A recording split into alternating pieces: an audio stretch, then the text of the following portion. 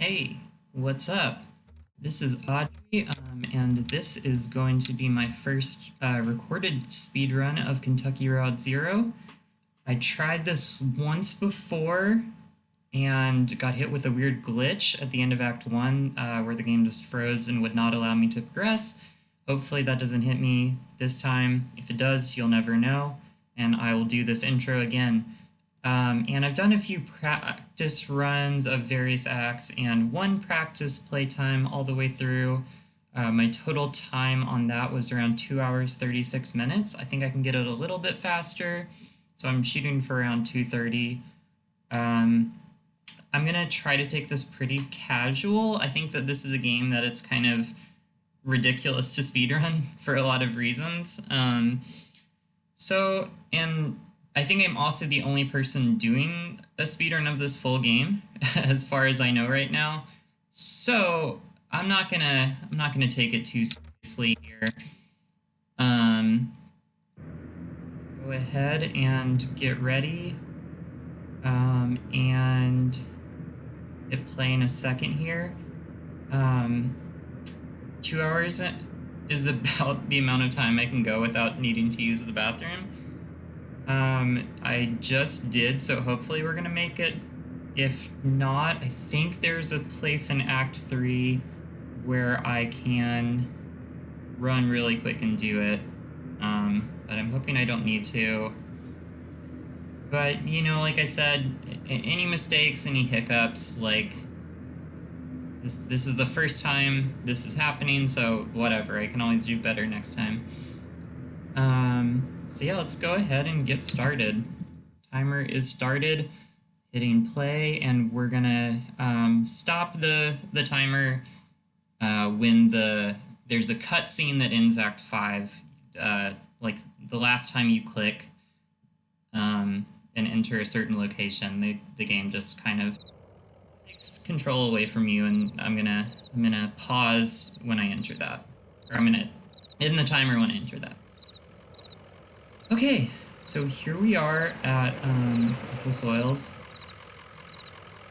You're gonna see this game doesn't really have a lot of shortcuts.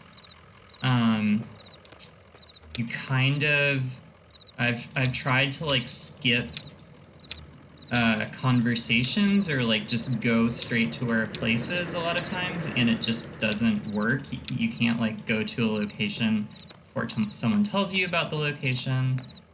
And I'm gonna go into the basement here, and I need to like find this glow-in-the-dark 20-sided die. It does exist if I don't have this conversation, but I can't pick it up until I have this conversation. So there's not a lot of shortcuts in this game. Appropriate. Yeah, here's that 20-sided die. I'll pick it up. Pick it up, pick it up, and turn on this breaker box, and then head on back, head on up,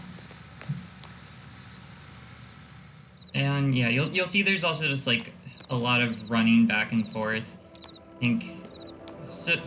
I think, you know, maybe someone who's like a real pro speedrunner can find like some boundary breaks or like weird ways to glitch out the game, but for the most part you really can't like skip too much of it. Here I haven't been paying too much attention to like what options I'm clicking because it doesn't really matter too much, and like taking time to like think about where I'm clicking probably would negate any like quicker any like, you know, percentage of a second I would save by clicking a text option that has a slightly shorter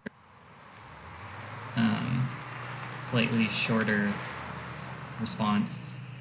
Okay, so here we go. Marquez Farmhouse. One thing I want to say, you didn't see the overworld map too much, or the highway map too much just now, but we'll see a little bit more of it. This game actually takes place just about like where my family is from and where I was born. if you went about 30 minutes north to where this highway map kind of centers on, you'd get to Elizabethtown. That's where I'm from. My mom lives around there.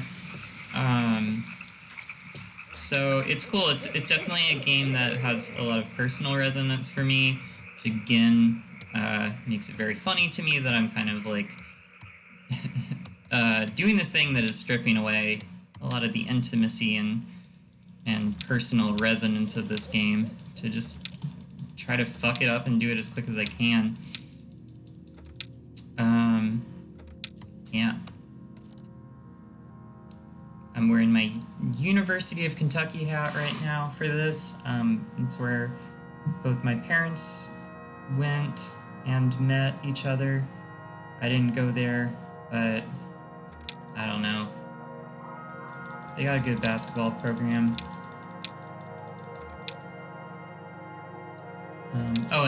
Also one of the designers of the game, Ben Babbitt, also lived in Elizabethtown, I think, while working on this game. So yeah, it's, again, this kind of personal connection.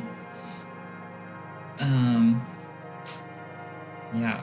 This cherryman is a little squeaky. I apologize if that is getting picked up at all. But, whatever. I didn't set up like my good mic anyway, because it seemed like a lot of work, and you know, like I said, I'm trying not to get too serious about this here. I want to be serious, but also not like put in more work than like playing through this game over and over again already is, and learning how to use OBS and live split and all the shit. Alright. Gonna head on out. There's about to be not a cutscene, but you'll see the camera kind of pans out, and this traditional song will start playing. It's actually performed by some characters who are going to recur in the game a few times. I need to look up. They have a band. The Bedpill Ramblers is the name of the band. It's 3 actual people: Emily, Ben, and Bob. One of whom is also one of the designers of the game. Ben Babbitt again. So you'll see them pop up in the game as characters. Sometimes as like kind of musicians in silhouette like that, and then also as like characters you interact with or play as sometimes. But they are all real people, which I think is cool.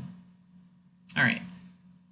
So yeah, here either going to this mine or going to a workshop that belongs to Shannon Marquez. Shannon is in the mine already, so there's no need to go to her workshop. Also acknowledging up front, there are speedruns of Act 1 and 2 that a Russian speedrun, I'm not exactly sure of the pronunciation, but I think it's Kirlim Fowl, did back in 2016. I don't know how they got the text speed that they got. When I've been doing this, the text speed in their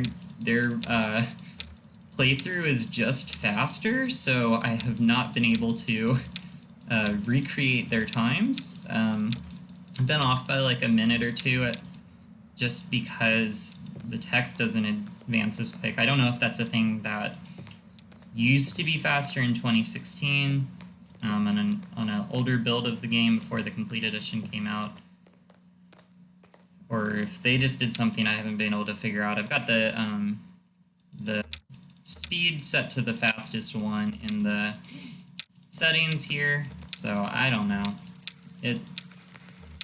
It's fine though. Like I said, they only ran Acts 1 and 2, so I since I'm doing the full game. But I did just want to acknowledge that in case, you know, you see this video and then you try to look this up and you're like, oh, this other person did this better than you 4 years ago.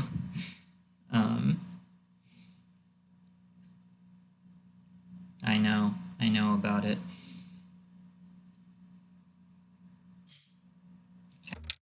I've been talking a lot up through now. I don't think I'm gonna keep talking as much up through like all 2.5 hours, because I'm gonna lose my voice if I do that. Yeah, I just kind of wanted to introduce some things and talk about some basics of the run, and still talk about some things as they come up. Like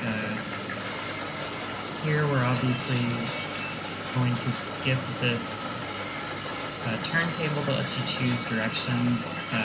Fortunately for speedrunning, the way to the exit is just straightforward and you don't have to make any additional choices. The thing that I'm nervous about is also going up here to the exit is where I've hit the glitch that has just frozen the game a couple times. There's a conversation after you click exit and I've done it and then the game has just not advanced twice before. I don't exactly know why, but oh god, let's see if it happens now. Let's go. Okay. I'm going to... Yeah, okay, good. She got up. Yeah, there are times where she says, like, I'm going to go now, but she just continues to sit on the tram and no options pop up. And again, I have no idea why. That didn't happen. We're going to sit here a little bit and some things we can interact with will come up, but we're just not going to interact with them. And eventually it will let me leave. Yeah, here we go. Cool.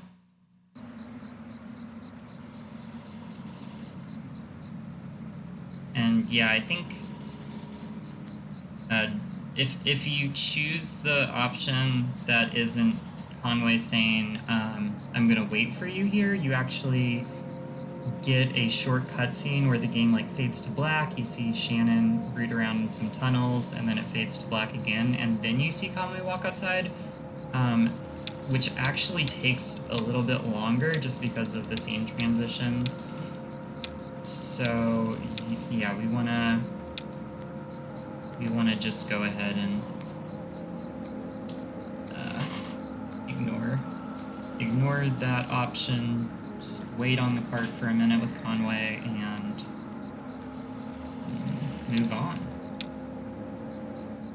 Alright, so we're up on the end of Act 1. I think doing pretty good on time. The time I'm shooting for is a little under 15 minutes, so we are definitely on pace for that. Just gonna head back to the farmhouse. Conway's gonna walk really slow here because he injured his leg.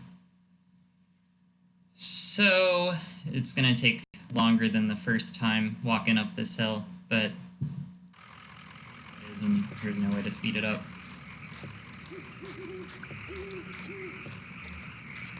I'm clicking like around the bin because if you try to like manually walk him, the pathfinding gets confused around corners sometimes.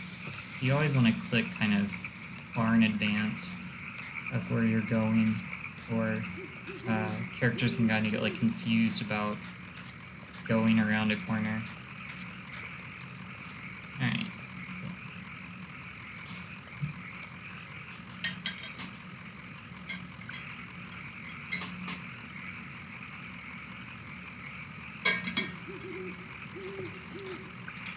Oh yeah, I probably could have clicked second earlier there, but I decided to take a drink of water.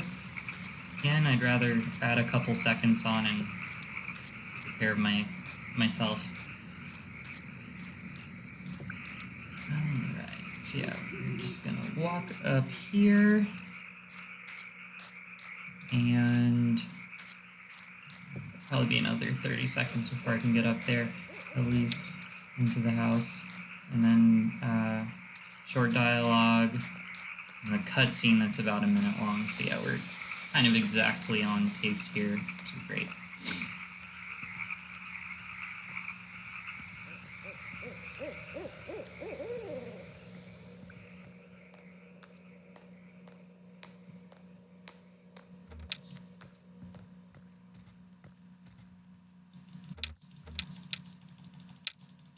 Okay.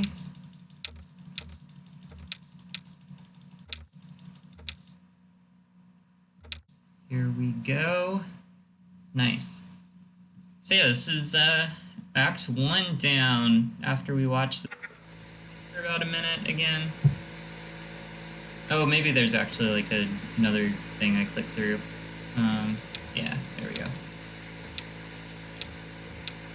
But yeah, then we're just gonna sit here and watch this. I think my time on Act 1 in the practice run was 14:57. So yeah, we're about at that. Put my phone on silent. That's something I should have done before we started. Alas.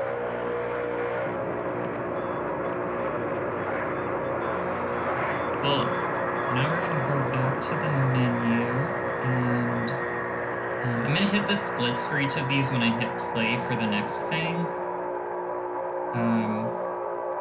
Because yeah, it seems silly to like have a few seconds of menu time in between. So, you know, there would be a couple extra seconds between finishing Act 1 and starting this next interlude, which is fine. So yeah, I did it a little slower than I did before, I think. Probably. Alright, here we go. Launching limits and demonstrations. This is going to be extremely quick. This is, again, it's Emily, Ben, and Bob, who I mentioned earlier. And they're kind of looking around an art museum. We are just going to skip that by walking to the right a little bit here until this exit sign is in view. And then we're going to leave. So that was interlude 1. It took all of 30 seconds. Great. All right. Back to, I think, shooting for around 20 minutes. A little shorter than 20 minutes would be nice. Yeah, this is Lula Chamberlain, ends up being a pretty important character. She is the artist of the exhibition that we just entirely skipped. And you'll see her pop up a lot more.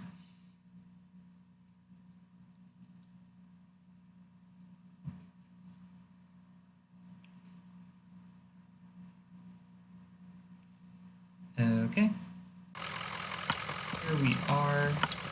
Bureau of Reclaimed Spaces. There's kind of, like, most of this scene, or this scene is just going to be kind of doing things that don't get us to where we're going. So right now I just hit a bell, I have to wait for Marianne to come. I'm going to talk to her, and then I'm going to have to just stand around and wait for her to come back. I tried just going straight to, there's the elevator, there's an elevator you have to go to over there, but you can't get in it until you've gone through this both of these conversations with Marianne. So again, it's not really a game where you can take shortcuts past a lot of things. Even if you know where you're going, you still have to, the characters have to be told where to go in-game, which is kind of cool. It's definitely a game about not being able to take shortcuts in life, so it's appropriate mechanically. Conway's still walking pretty slow because his leg is hurt.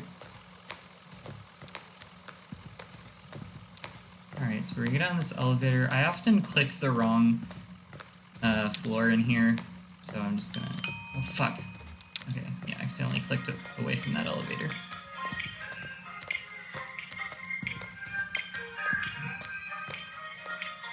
This actually is one of the rare times I can skip doing something. The game tells you to go to the 5th floor, but if you do, you just find out Lula's not up there and that she's on 1st floor, so we're gonna go here instead. We're gonna talk to this person. You can actually get into like an endless dialogue where you just get shifted around for various clerks if you don't pick which one is Lula Chamberlain. You can actually like infinitely just keep going around this room, and it kind of like procedurally generates different forms for you to fill out. But you can also just get to her after one conversation. Alright, so again we're gonna have to go up to somewhere that's not actually going to help us and then come right back down.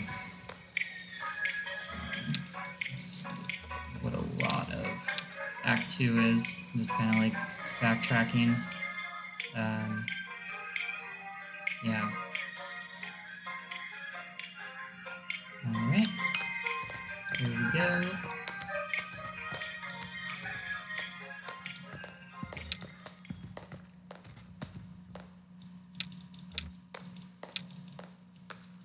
Just, make sure we put the logbook away. Don't waste any time looking through it. I don't think it actually matters if you get up or down on the elevator here, but I always feel bad if I don't press the wrong way. You're gonna, increasingly as we go on through this, you're gonna hear me feeling bad about a lot of things in this game. There's some really emotional moments that previously when I tried doing this, I feel very bad for just kind of clicking through. There's gonna be one in Act 3 that is kind of very emotionally gut-wrenching to do quickly.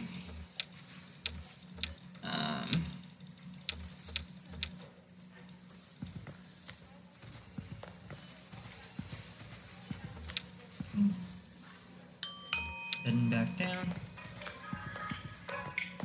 Just gonna plug my phone in really quick so it doesn't die.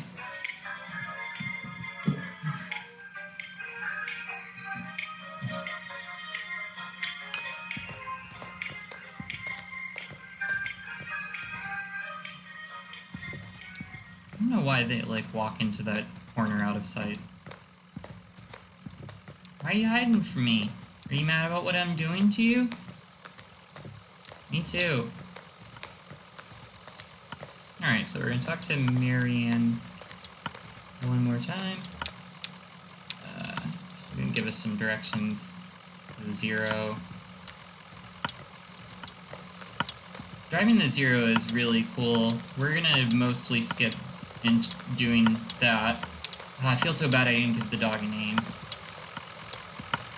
Again, like I said, I'm just kind of clicking through without too much regard for, landing on the best options.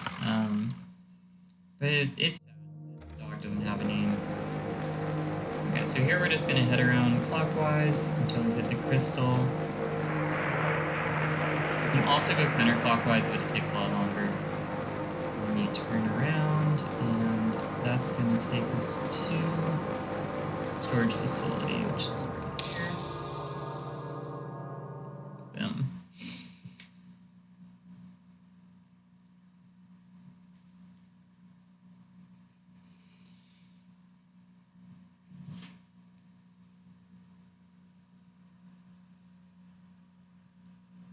Okay. This janitor.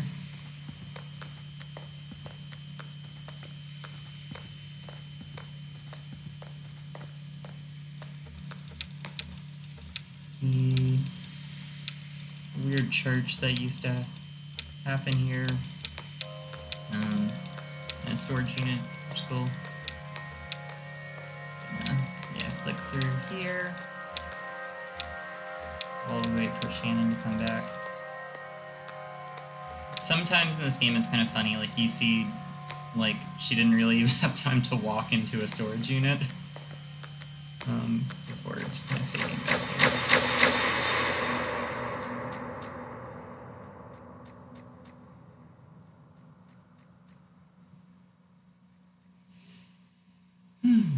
This is a dialogue from Act 1.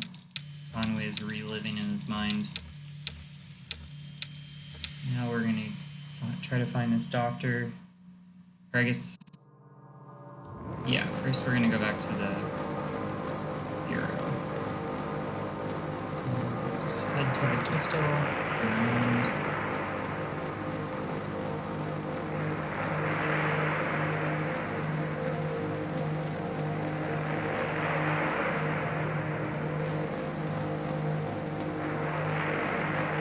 I think I may have accidentally gone the long way around. I think if I had come back... shit, yeah. Well, it's gonna add a little bit of time, but again, that's what it is. Yeah, what I wanted to do is just go back the way I came, go clockwise to the crystal, and then turn around from there, so... there's a little oopsie we had. It doesn't matter too much. I mean, it's fucking adding like at least a minute or so on here. But kind of once you do it, you can't... I guess I could have reversed it if I'd done it immediately, but... by the time I figured it out, it's kind of already too late. Alright.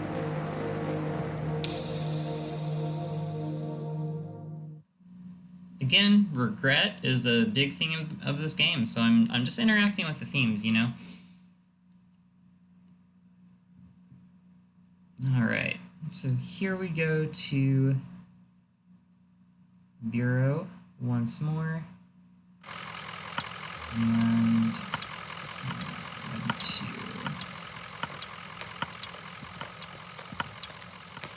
talk to Marianne once more. And she's just gonna tell me that Lula is gone. So again, we're kind of just like backtracking to a place that doesn't actually take us to our destination. So yeah, drive in, around here again.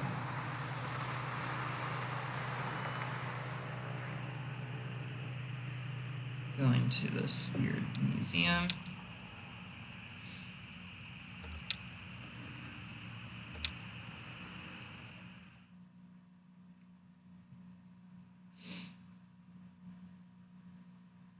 Okay, so now we're gonna hit a thing which I've seen take different amounts of time. There's kind of no way I can really figure out around it. I walk straight to an elevator that's over this way.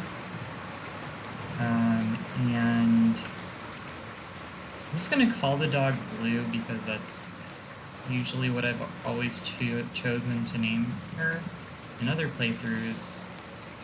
So I'm just gonna pretend this is I did that. It feels nicer than saying the dog. Anyway, I'm gonna walk over to this elevator and get inside of it and hit this button to go up. It won't actually go up until our dog Blue gets in the elevator with me, and sometimes that takes a while. I don't know if it's like she gets stuck on something. Okay, this wasn't too bad. It's taken longer for other times before. I think the other time I practiced this, she ended up getting stuck for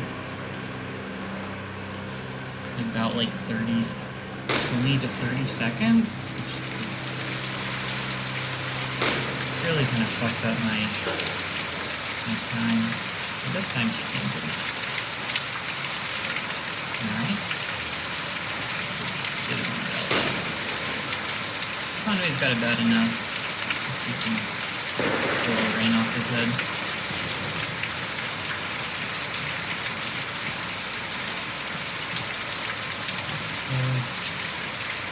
Walking around.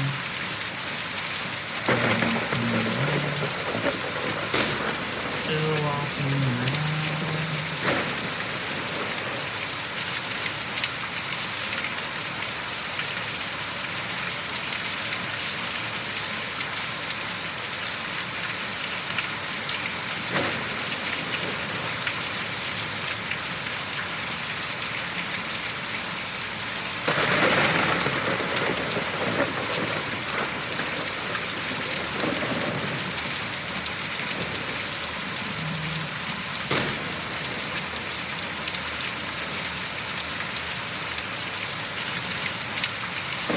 Oh no, we're gonna ride on a big bird. Good shit. Woo! I can't believe there's still 2 more hours to go. I don't know how people speedrun. Oh, yeah, we're waiting on the document. So a lot of parts in this game, it's only, no matter how fast you go, you do have to kind of sit around. Alright, now we're gonna ride on. Yeah, I was just saying, I don't know how anyone runs a game that's like longer than 2.5 hours long. I can always, I'm gonna be like, by the time this is over, and yeah. Okay, so we just pretty much want to head east, straight ahead, and we're looking for a lake. There's a river. You can see up in the top left of the game, this river that leads to the lake, so yeah, just gonna try to orient yourself by the green river here.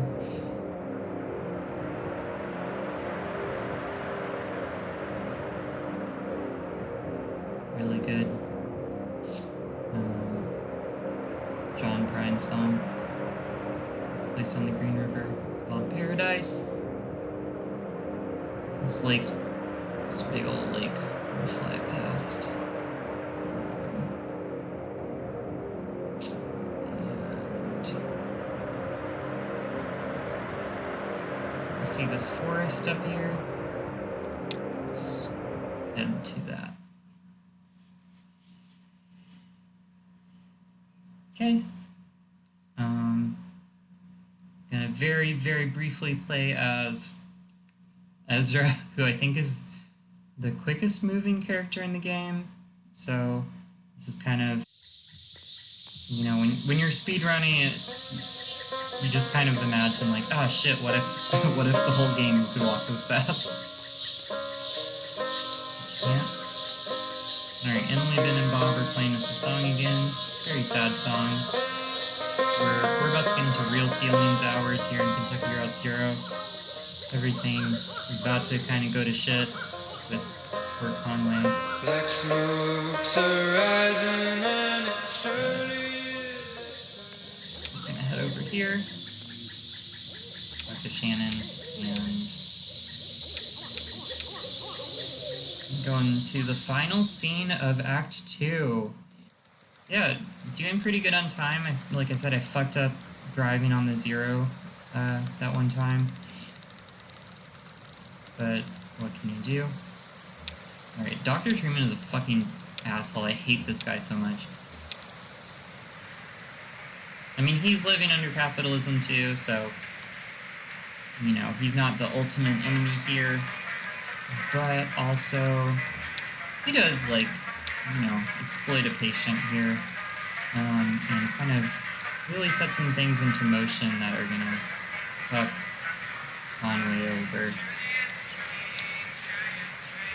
I keep, like, explaining the plot of the game, but I'm assuming if you're watching this, you've played this game before. If you're not, I'm so sorry, because, again, it's just a beautiful, emotional game, and you're missing so much, and you get spoiled on so much. Yeah, if you haven't played Kentucky Route Zero, pause this speedrun right now and go do that.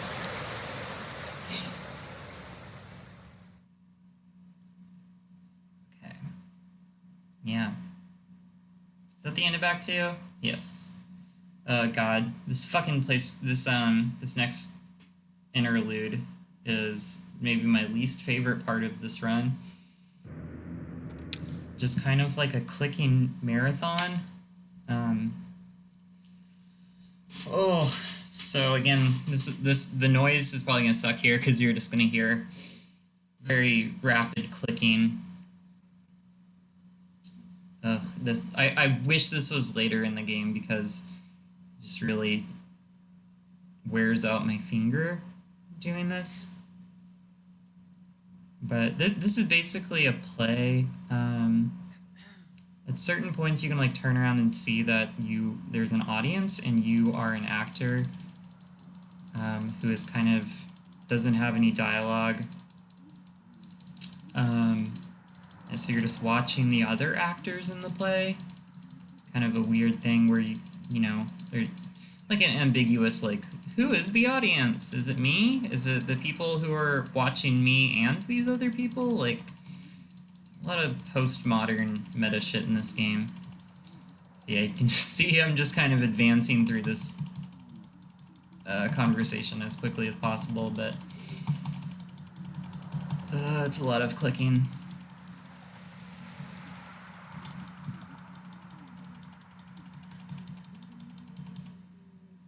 All the interludes kind of set something up and introduce characters who are going to appear in the next act. Here, the only person you see in the next act is Harry. Well, and then one other, I guess, character, but different. Yeah, when I did a run of this before, this act took around 8 minutes of just constant clicking. So yeah, this is, you know, if you need a bathroom break, this is probably the time to do it, because it's not going to be very cool to watch and it's going to take a long time. All right, here we go. On the plus side, I did do better on Act 2 overall in my time than I have before, even though I had a little fuck up that added a minute or so on. Okay, someone new is coming. I'm clicking through, so she started having dialogue before she actually showed up. Just funny.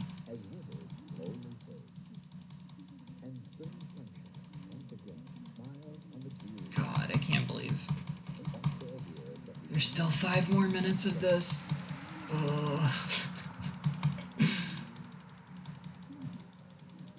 Real Tennessee Williams ass shit going on.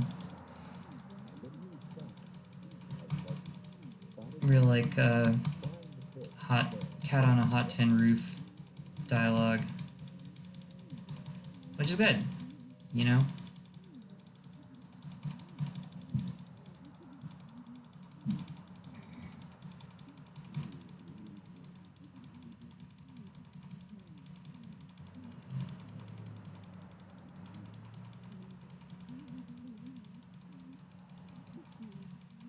This game really does dissect some like aspects of capitalism that don't get talked about a lot. All this stuff with like work and debt and credit and such really become a big theme that's kind of starts at the end of Act 2 and really continues through here. I think we're about to get to a place where there's going to be a lot of like switching back and forth. So if you have any motion sickness, I am sorry. Again, you might want to skip the next like 4 minutes because yeah, these characters come over here and they start talking, and then I'm going to have to... You can only advance the dialogue for a character who is in your field of view. So yeah, I'm going to have to switch back and forth here a lot.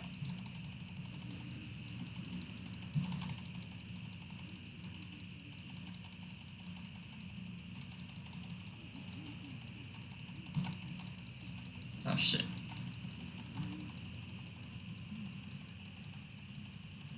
And And even if like part of the dialogue bubble is out of frame, you can't advance it, so you really have to make sure that you've got everything. Oh fuck, I missed that one.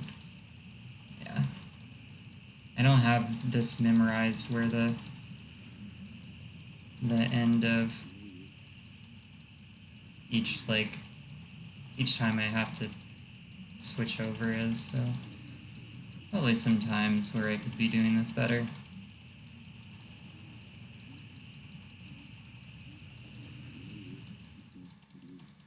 Okay, that's the end of the scene. Oh boy. I think there's only one more scene of this. I'm pretty sure that's true. Yeah, we've been doing this for about 6 minutes, so we should be coming up on the end of it. Alright, where's the start? Add the one.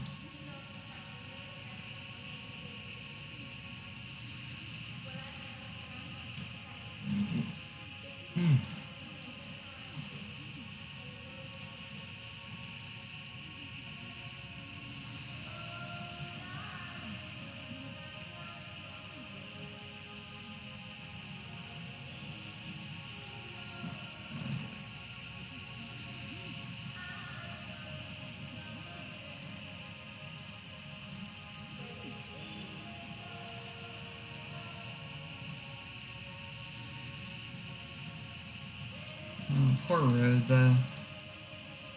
She's been working at a supermarket for 11 years and never got a promotion.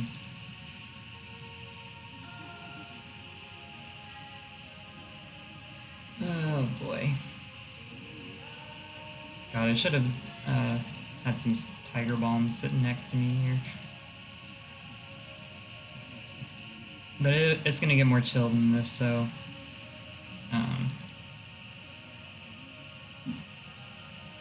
I'll get some breaks to rest.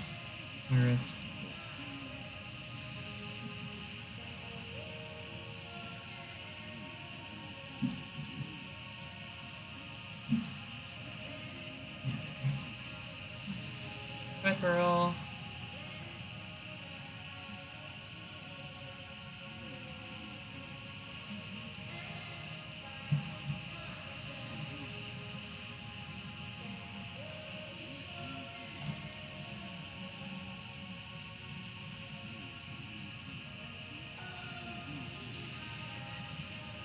The first time that the boys from Hard Times I mentioned. Is this the end? Yeah, it's the end.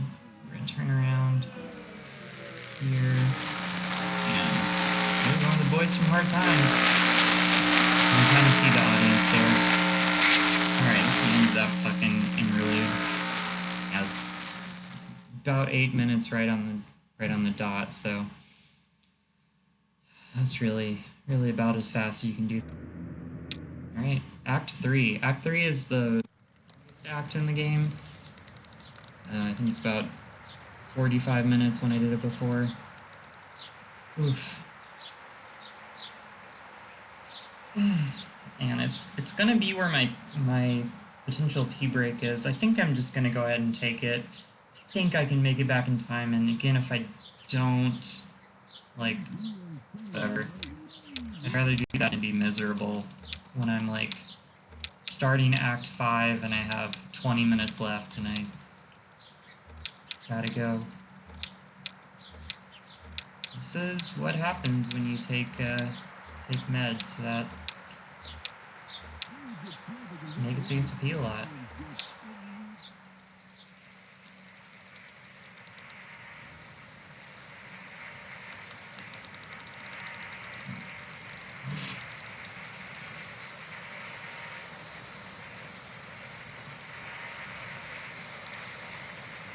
Oh, poor Conway.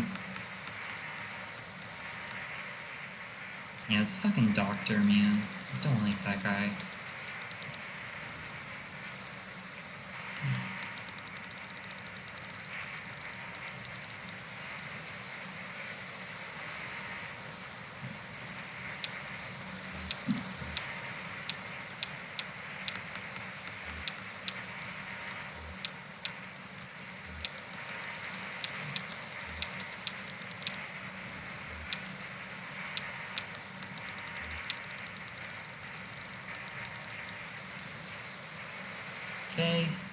getting back in the truck.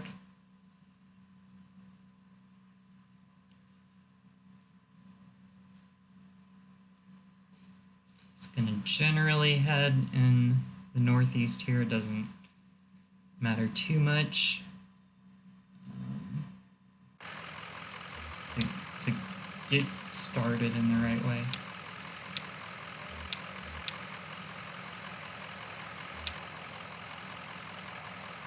It's time to go. There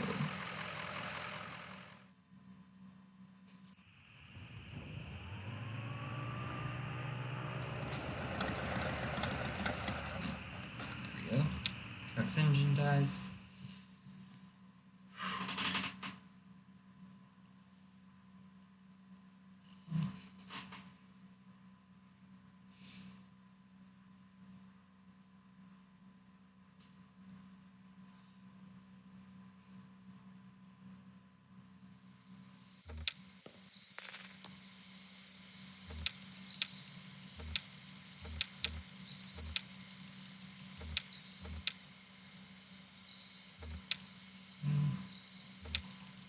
The scene is kind of just like having some conversations. There's not too much you can do about it. I think we have to talk to both of them to advance things, I think.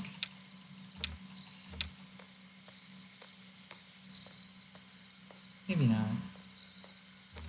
Yeah, never mind, we do.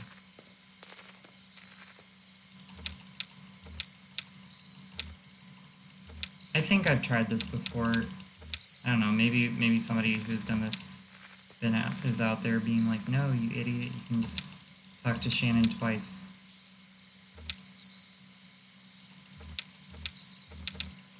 I don't think it's too big of a time difference.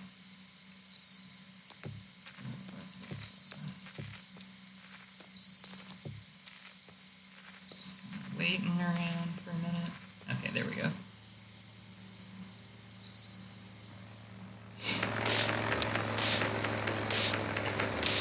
Johnny and Junebug are my favorite characters. I love them. Some weirdo robots. Keep an eye out. Every scene they're in, they change clothes. There's kind of no explanation of how that happens. But you have to love some weird robots who are named after Johnny and June Cash and have frequent costume changes. That's good shit.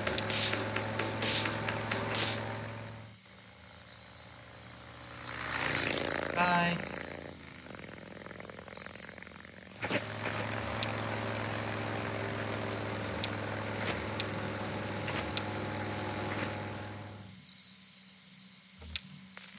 Talk to Ezra since he's the closest.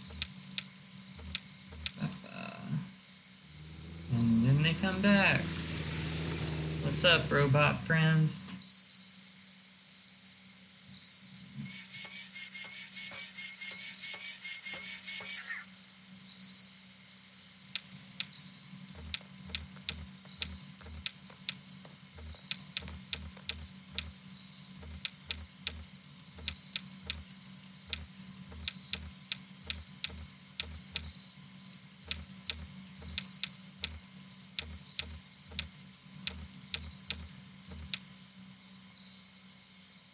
Okay, so now we're gonna head to the tavern that was in the interlude we just played.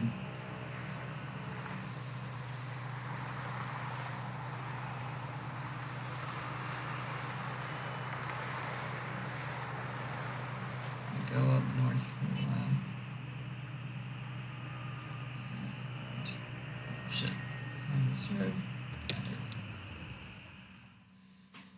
Okay, so we're coming up to where what is my personal favorite scene in the game, and I think I've seen a lot of people discuss as kind of like a standout scene in this game.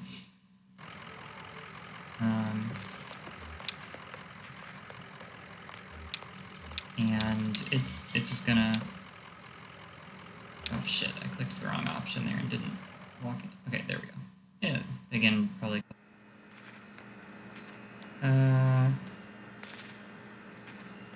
Yeah, I think I have a 2.5 minute window at the end of what's about to come up. After I pick like the last option, it's kind of like something that takes a certain amount of time. It's also like, yeah, incredibly beautiful, I think, so I'm just gonna shut up and not talk the whole time it's happening. And then after I make the last choice in here, I'm gonna run to the bathroom. It's also possible, I think, that it just takes a certain amount of time no matter what, because it's a recorded thing, so I'm not sure if they just like keep looping a bit like infinitely until you choose an option, or if the game just will choose an option for you. Okay, stop talking time.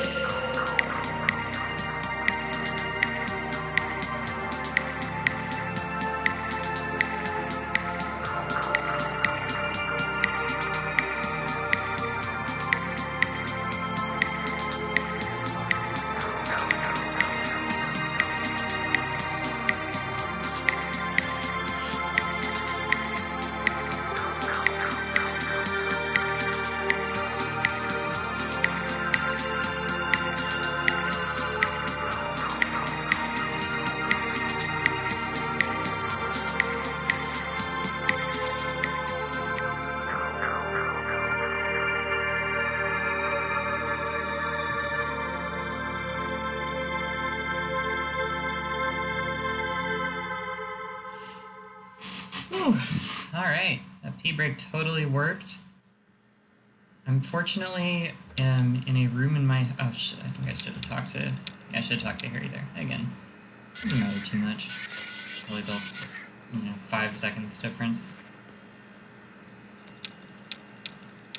Yeah, I'm in a room that's like right next to the bathroom in my house right now, which makes it easier. When I used to play Overwatch,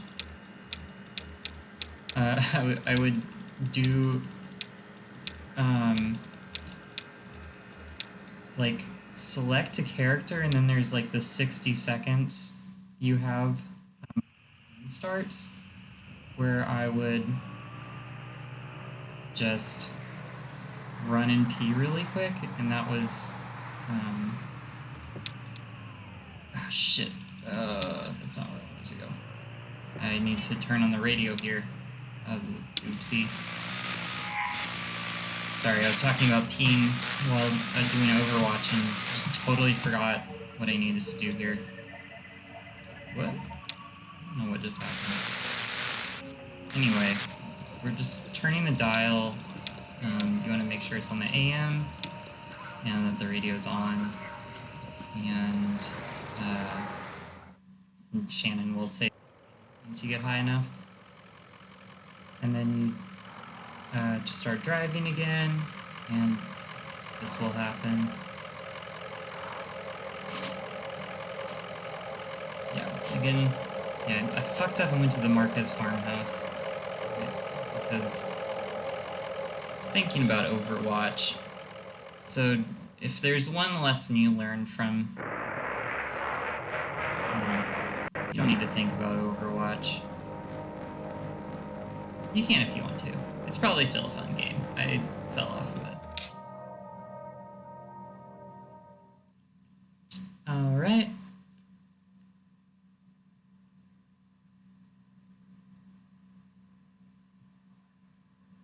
I think we're still doing pretty good time through this act, though.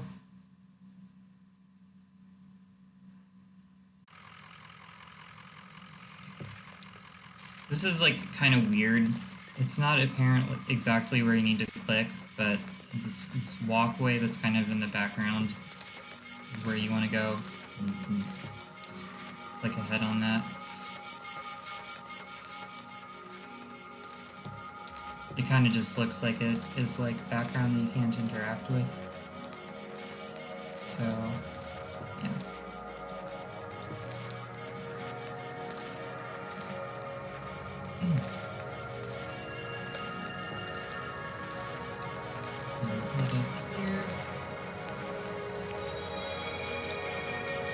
There are two ways you can go around fire here. I'm not exactly sure one is really faster than the other.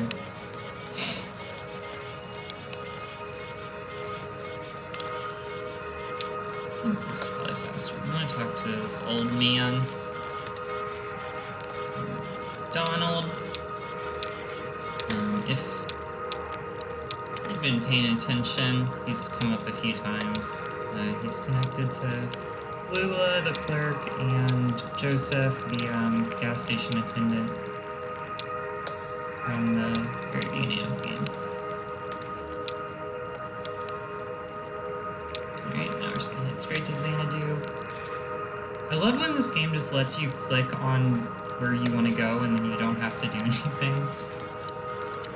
It definitely makes it so you don't have to worry about pathfinding or, remembering directions, because you're like me and you're a goofus and you forget where you're supposed to go in the game. Alright.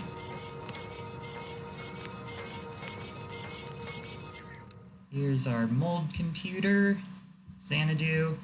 I like this part a lot. You get into this kind of cool, I guess more so in like 2 scenes from now, but you get into this cool kind of like texted, very meta. There's some pretty fucking good text-based games, interactive fiction, whatever you want to call them out there. So check those out. My favorite one is a game called Blue Lacuna.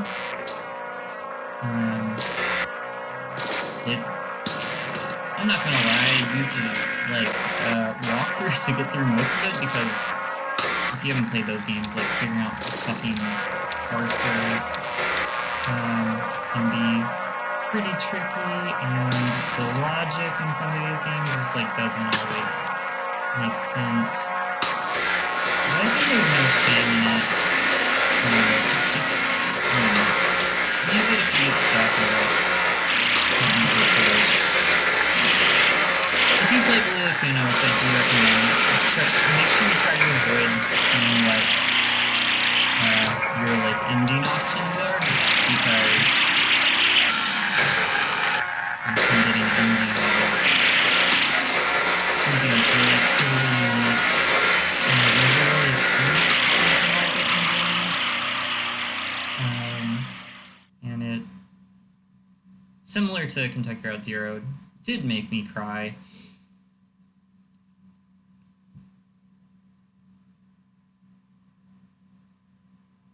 Alright, so attempt 1 with Xanadu is a wash. The mold computer's not doing so hot these days. Gotta talk to Donald.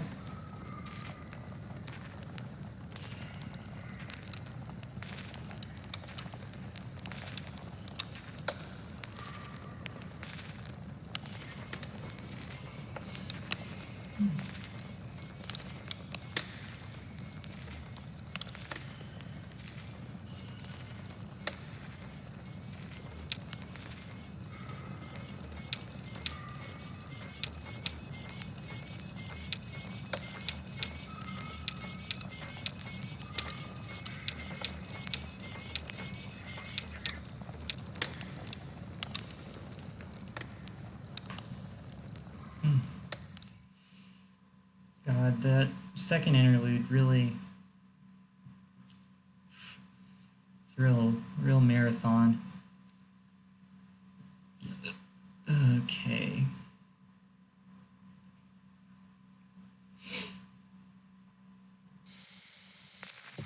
I forget this a lot. If you don't like click to leave there, the characters just don't appear on the screen until you do.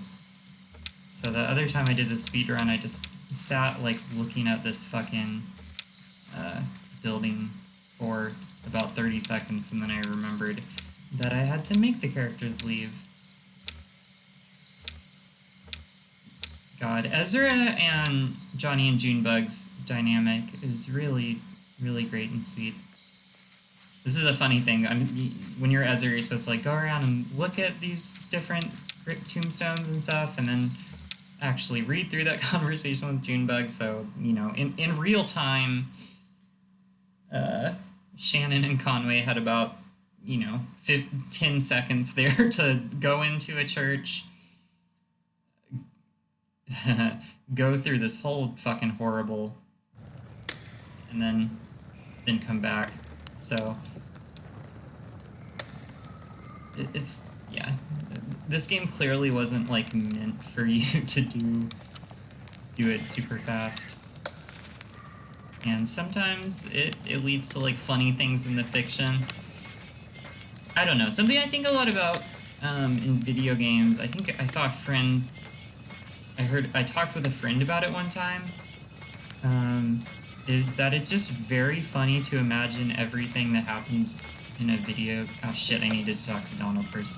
I thought that might be the case. Alright. What are you doing? Why are you stopped? Oh my god. There we go. That was weird.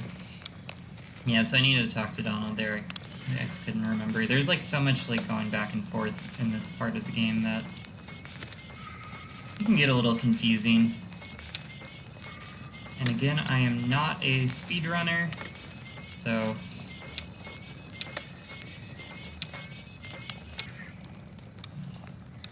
I like that the option I just chose holy shit, yeah, you can really see how my brain's doing right now. The option I just chose was the computer doesn't work because it needs to get unplugged, which is a funny thing.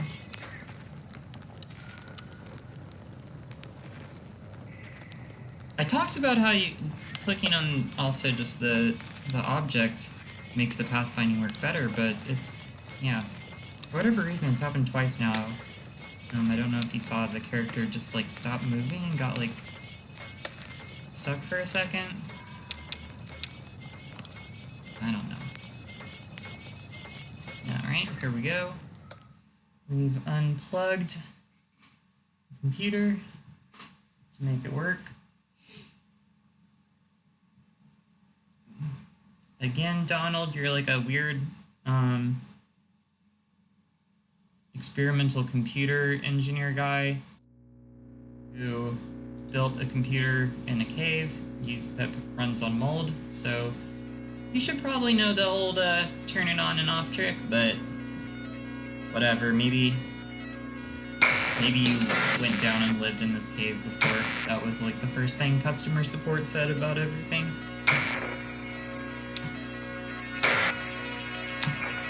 Anyway, what I was saying earlier is, I like to imagine when you're playing a game that everything that happens,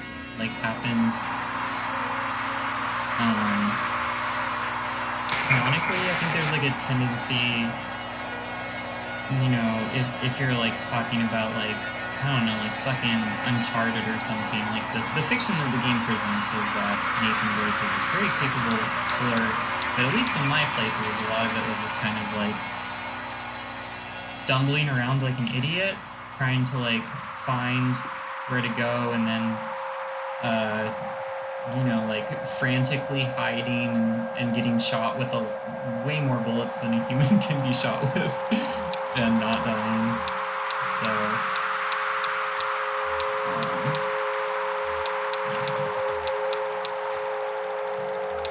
just want to make sure you don't talk to people here because it adds a little bit of dialogue. Pick one of the directions instead. This is like the cool like interactive fiction part. I like it.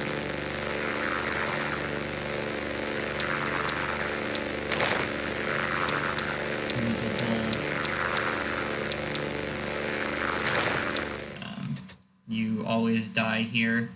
Which option you choose?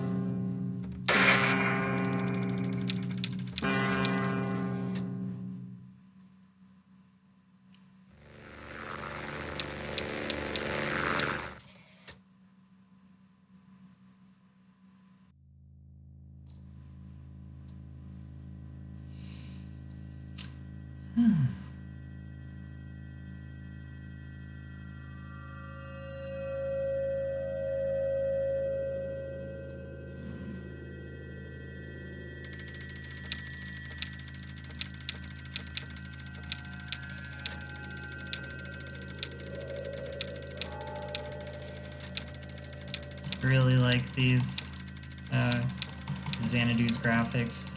Very cool shit.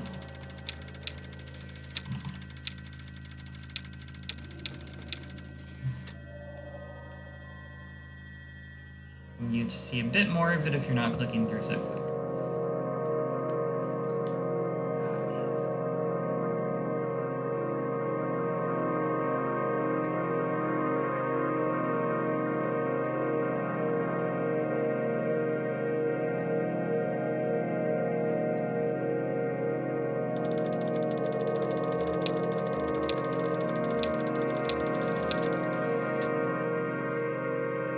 Ezra likes boring stuff sometimes, he says. He would probably love watching this video. Fuck you. Fuck you. Fuck you. Fuck you. These skeletons aren't even real here, but fuck you. It's not their fault. Everyone who I hate in this game, in some way, it's usually not their fault. Which, again, capitalism, baby. I think that doctor is probably the character you interact with who I blame the most. There's a lot of shit with Consolidated Electrico, who are kind of the unseen villains of the game, but they never appear on screen, so you can't really be too mad at them. Well, you can. I'm extremely mad at them. I don't know why I fucking just said that. You can be extremely mad at them, but they're an abstraction. You don't actually see them. The doctor is the person who you actually see and interact with, who is probably my least favorite character. Now we get into this interesting kind of simulator thing section where you kind of simulate having a research project over a long period of time. And you can hire research assistants and stuff and make your scores go up and down. I just like this Begouster a lot. Dude, clicking here doesn't actually help in any way, in case you've been thinking that. It does. It's just fun to do. Ooh, some real meta shit going on. Alright, we're just gonna sleep every time. It's quicker. Time will keep passing, I guess. Yeah, you just wanna...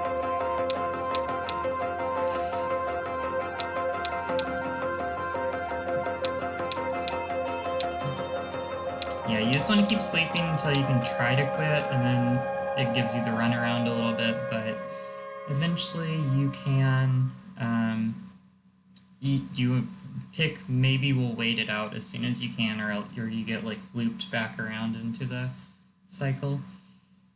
So that's a time when clicking the right thing is important.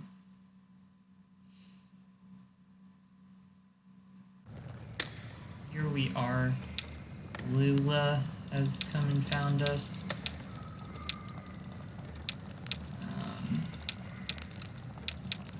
Actually making good time on this act. Way better than I did last time, I feel like, even though I had a couple of silly oopsies. Again, driving to the Marquez house for no reason, and walking to Xanadu before I talked to Donald. Yeah, a couple oopsies, but I think I'm doing a pretty good time, unless I'm forgetting a scene somewhere. I don't think I am. So, you know, if you want to get into competitive speedrunning this game, or if I keep doing this, definitely optimize more on that too. That's what I've done here. Another song by Emily, Ben, and Bob. Oh, there is another scene I'm forgetting. Oh, and it's the saddest scene. Well, one of the two saddest scenes in the game. I think I just wanted to forget it. Fuck. Alright. I think the fastest way to do this is go counterclockwise to the cathode ray, and then go clockwise for a long time. I don't know if it actually tells you the way back to the bureau. I can't remember if it tells you, or if you just have to figure it out based on having traveled the zero before. I think we're gonna do one more lap here. Maybe 2 more laps. No, I think the scarecrow is the last one you see. Yeah. Cool. Yeah, I'm pretty sure that's the fastest way to get back. And if you know a faster one, speedrun this dang game.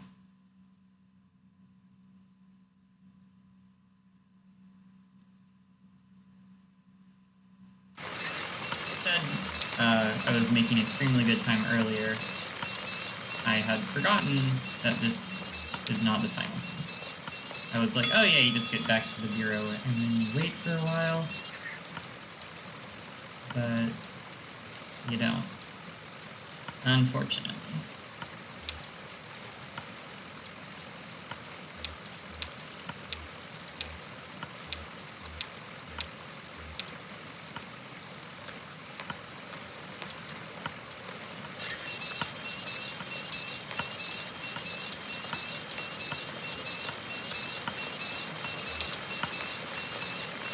Yeah, so I wish that the actress, I mean, I don't wish because this is like a really important and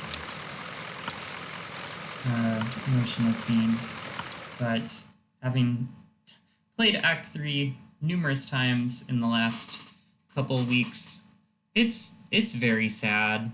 And this is, at the beginning I said there's one point where it's a really big moment, and I'm just gonna click through it, and I feel bad about that. Oh boy. Okay, here we are again. Remember, you gotta click out of the building, or they'll just wait in there indefinitely.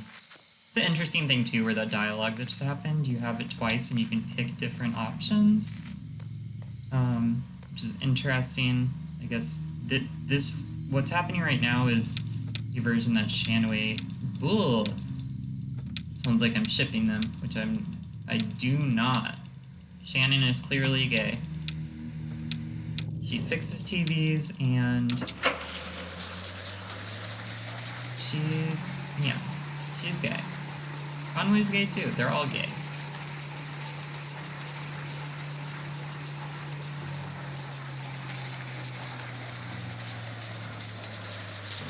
Okay, here's the fucking strangers. I'm gonna be this guy. Hate him. Doolittle. Fucking bastard. Oh yeah, this is excruciating to watch, even like in like super speed.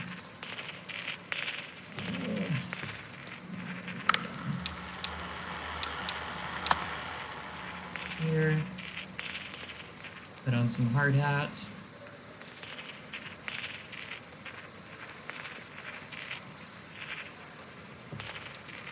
You can degauss him, which is interesting.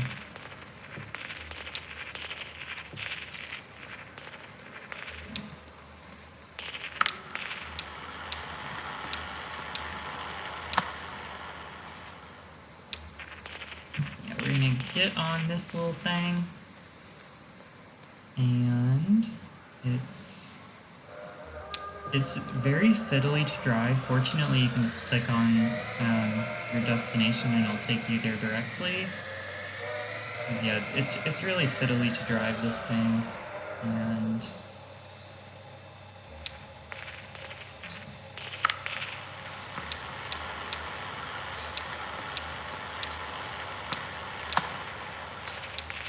just take a while. Here we go. These fucking skeletons are kind of like forcing Conway into helping them out. Alright, here I'm gonna make sure, if you choose the italicized things, it ends up taking a lot longer.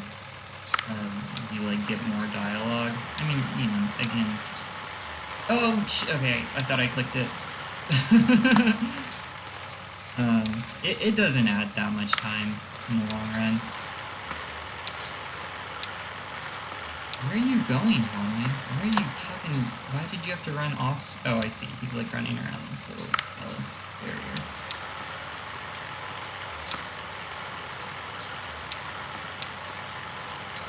Oh, that one has 2. Watch out there. Make sure you don't click the... one.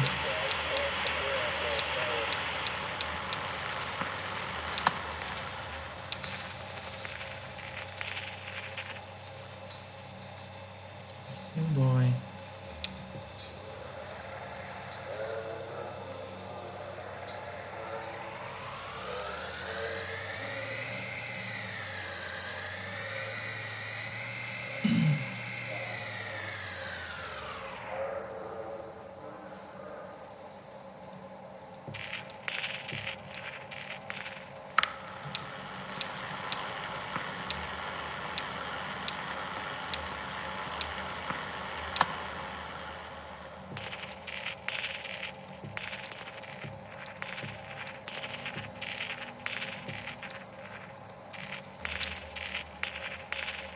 Hop for hard hats. Yeah, just look at that way that Shannon rocks that hard hat. You can't need more, but it's gay. Okay. This is the part that sucks. You haven't been following along or don't remember. Conway is a former alcoholic who's been sober for a while, and you don't have any option except to pick drink right there, which is really a bummer. You maybe even saw there, like, I clicked drink before he got there and he just slid into place. But, God, yeah, what a horrible moment in this game. Ugh.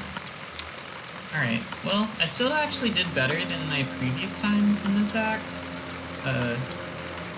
Again, despite a few hiccups, I think I probably could have saved like 30 seconds off there at least. But yeah, my previous time for this was 45:55 according to my records, and I did it in closer to, well, by the time we start next interlude, I'll probably be running 42 or 43 minutes. That's a couple minutes off. I'll take it.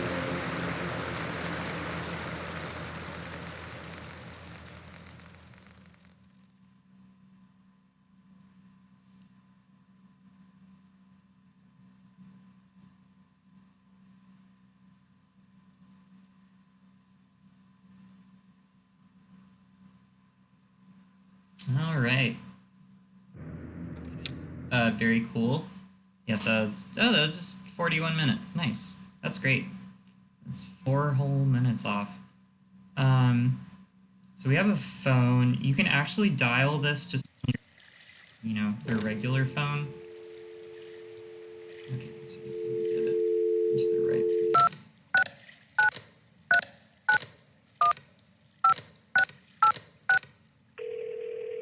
It's gonna ring. Will Oldham is gonna talk to me a little bit.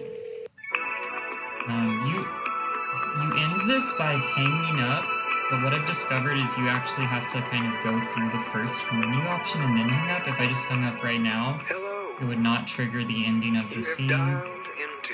And I would have to dial again. So you can skip most of the stuff here, but you cannot skip this kind of this thing that's happening right now.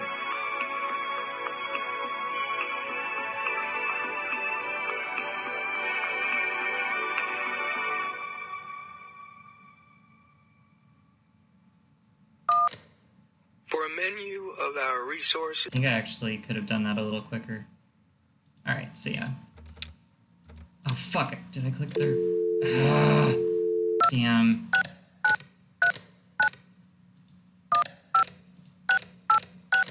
That's, can't believe I fucking clicked the wrong thing there.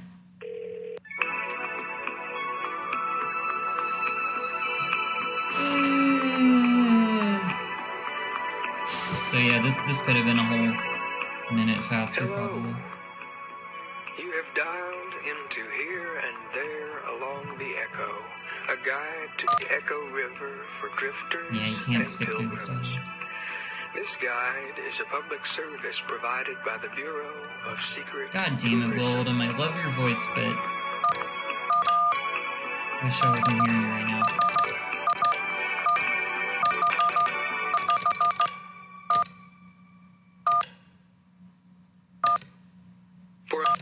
Alright, there we go.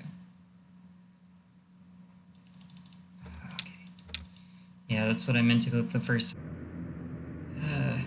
Wasted a whole minute there doing that. Alright, anyway. That's okay. What's 1 minute between friends? And again, when you're the only speedrunner doing this game,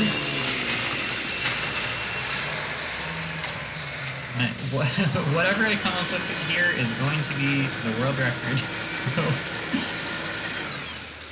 that's all right. This guy is Will. He is the person who was just talking on the phone here. So, yeah, I think you have to imagine that he's played by Will Oldham, who actually is an actor in real life.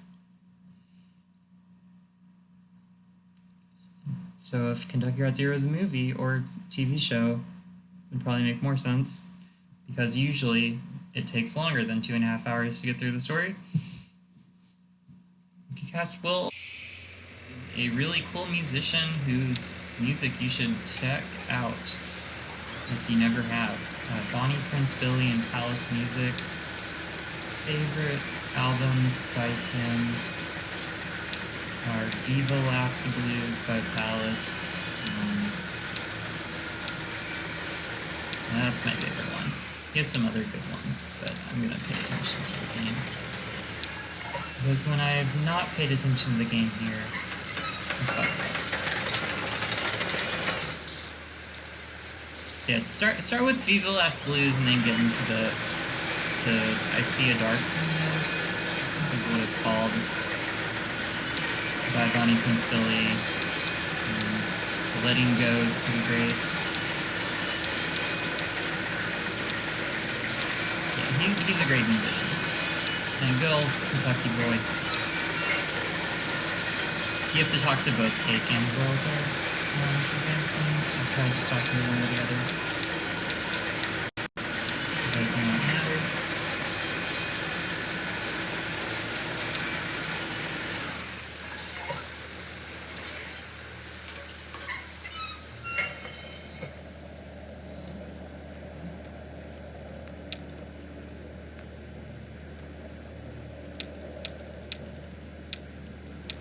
There's a cool mechanic here where Ezra gets a tape recorder, and throughout Act 4 you can record various sounds depending on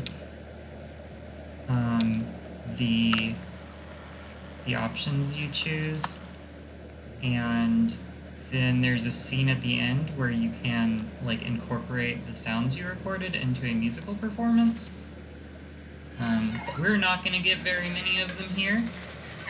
We're going to get the minimum amount, of course, because that's how speedrunning works. But it's a cool thing that is in the game.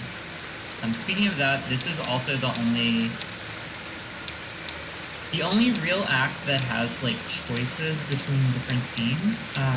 You're on this boat, the Mucky Mammoth, that stops a few times, and you can either choose to stay on the boat or go on shore.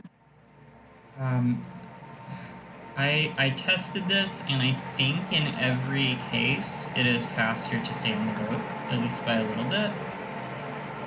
There's one time where you do just want to go ahead and leave, because if you stay on the boat, you end up also doing the scene where you leave, because it's like a plot crucial scene,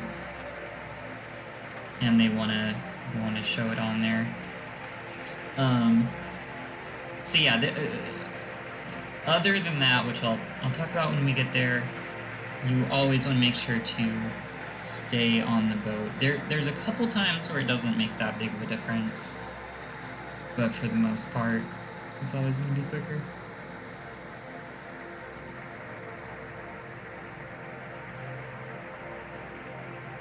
Alright, so here's our first stop, and we're going to stay on the tugboat and look around the map room.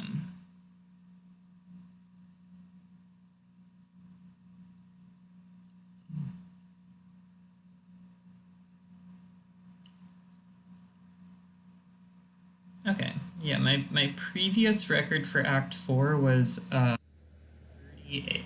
around 38 minutes. So that's what we're shooting for.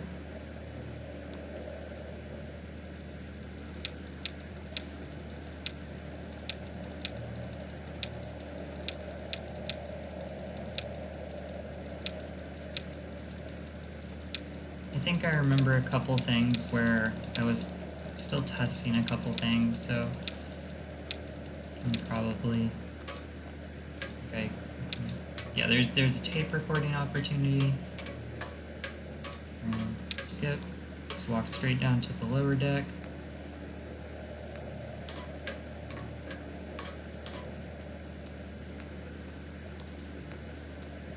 I love Ezra's little suit. He's such a fancy lad.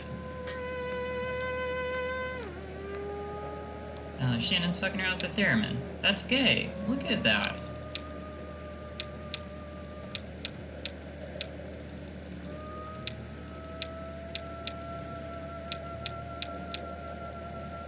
Okay, yeah, so you want to pick I don't have anywhere to put it.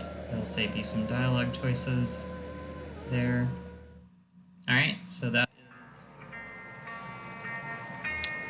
first scene of Act 4. Yeah, if you go on to the gas station there, it's just going to take longer. This next one is weirdly the one where you don't actually save very much time by staying on the boat. You have like a choice between going to this tiki bar or watching videotapes. And the tiki bar scene can be very long and is probably one of the best scenes in the game. But you can also kind of just like run back and forth really quick and do it in about 3 minutes, which this is also going to take about 3 minutes. But there's like less stuff to do here, so it's kind of less thought process in it. You don't have to like remember where you're running around to. Alright, I think weather is the shortest one. Again, it doesn't matter too much. I think funeral thing is the longest, but not too big of a difference.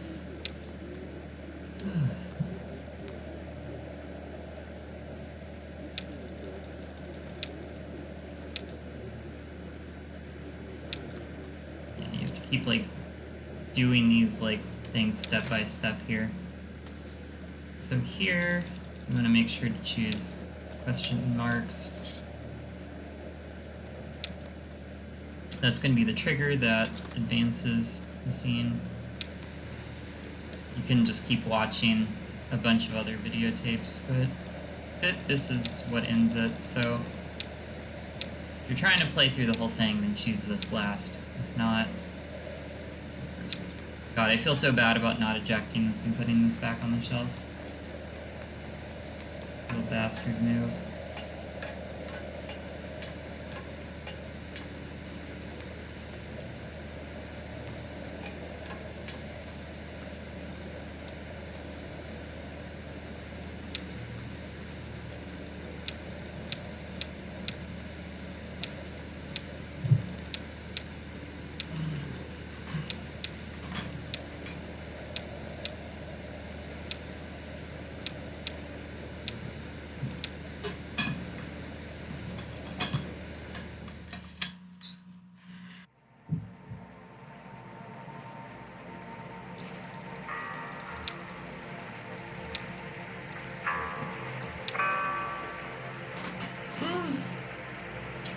Whew.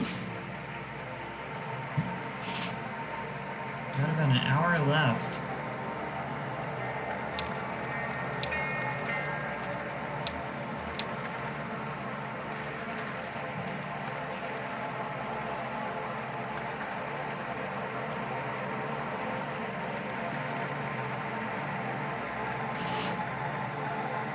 I hope this is like entertaining to watch at all. If it's not, you probably aren't still watching,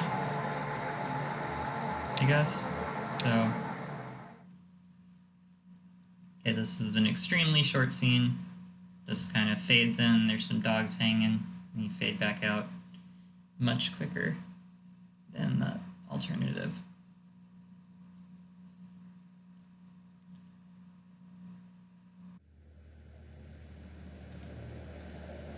Not sure if clicking helps here. Probably doesn't. Maybe it does.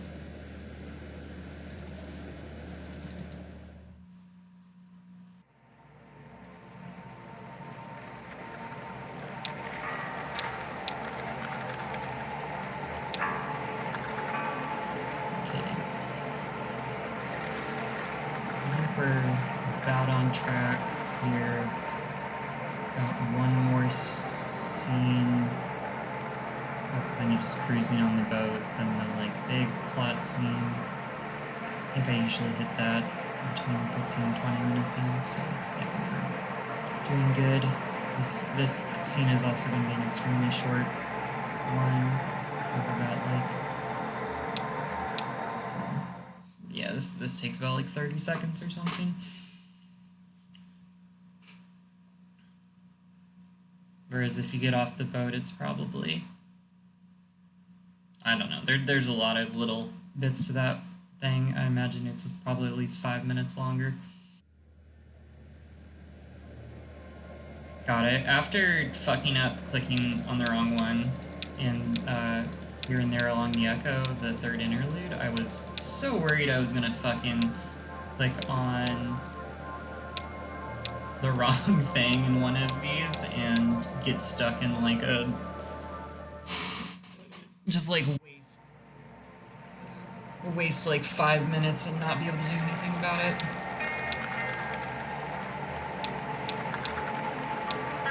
If you go on there, you get a little white cat that hangs out with you. So it's cool to have a cat that hangs out with you, I think. Alas, not this time. Oh no, there's actually one more I lied. There's one more where you get a choice to stay on the boat or go. Well, there's two more where you can stay on the boat, but there's one more where you actually have a choice. And you don't have to do the longer scene either way.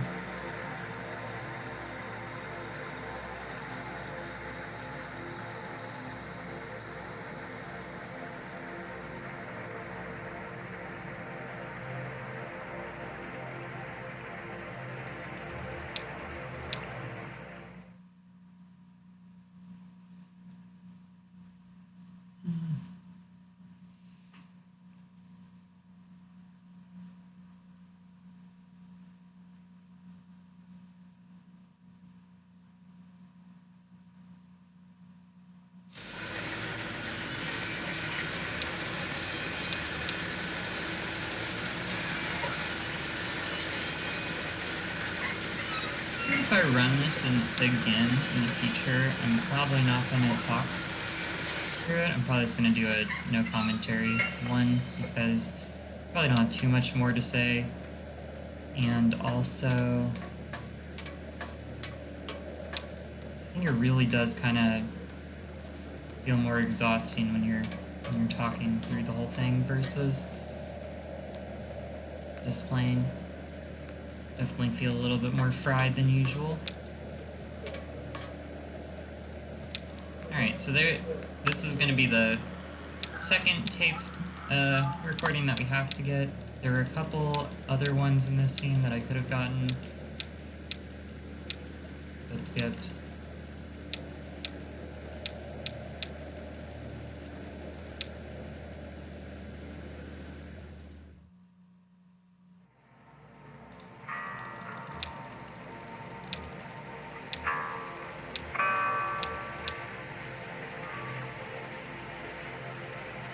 I like Kate, who is the captain of the ship.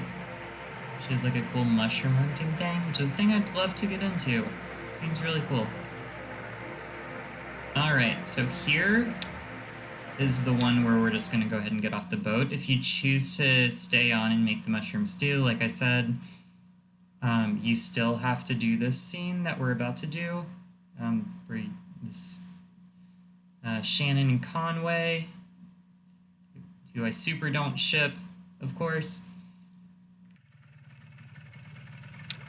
Get on this boat and go to deliver a package.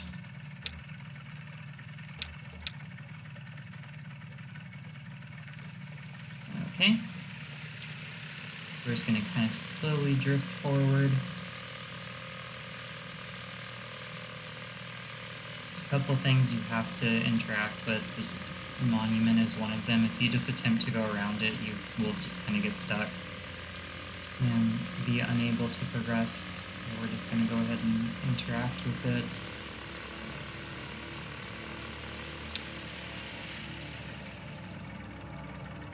Again, this is kind of like some sad shit in Shannon's life. the mine in Act 1. Alright, so now we can continue on.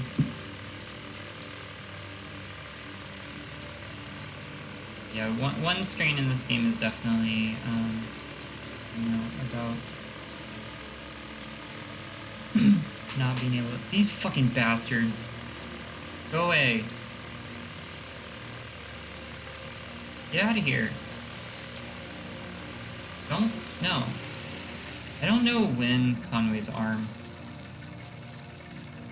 turns. Never...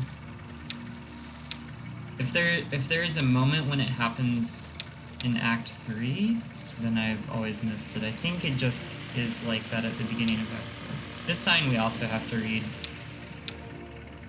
It gives you the bat rolls. I think we can skip the rest of them. And if not, I'm gonna look like a fool. Yeah, there's a couple other signs that'll happen, but I think we can skip all of them. Not hopefully. I think I'll notice pretty soon. And go on. And bats are cool. I think we can just skip this. Yeah. I can just go fast.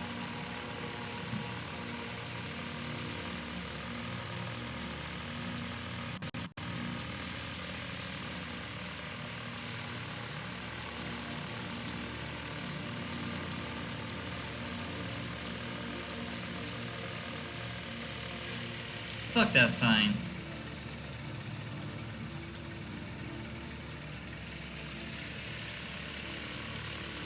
These are cool trees.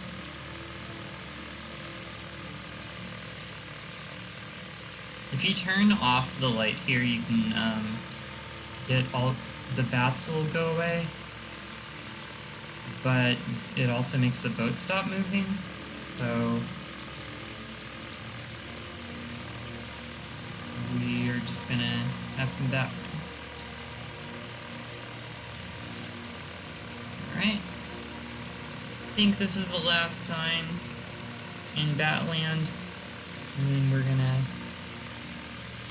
Yeah, I think this is the end of Batland here.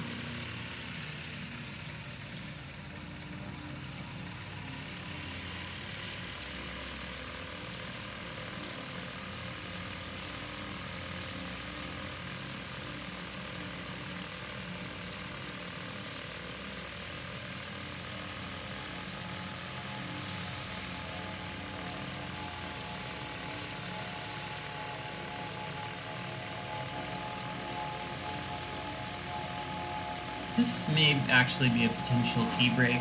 Also, now that I think about it, after you read that one sign and enter the bat zone, so kind of just drift very slowly through it. I'll think about that in the future. The one thing I'm not sure is if you don't like click forwards, will you just keep drifting forwards? But I think so. It'd be weird if you didn't.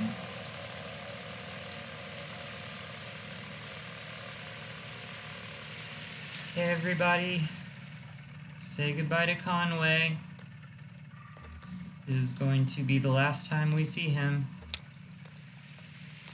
as he kind of just fades into darkness. Sorry, Conway, you deserved better, but in the end, you could not get away from the endless cycle of work and debt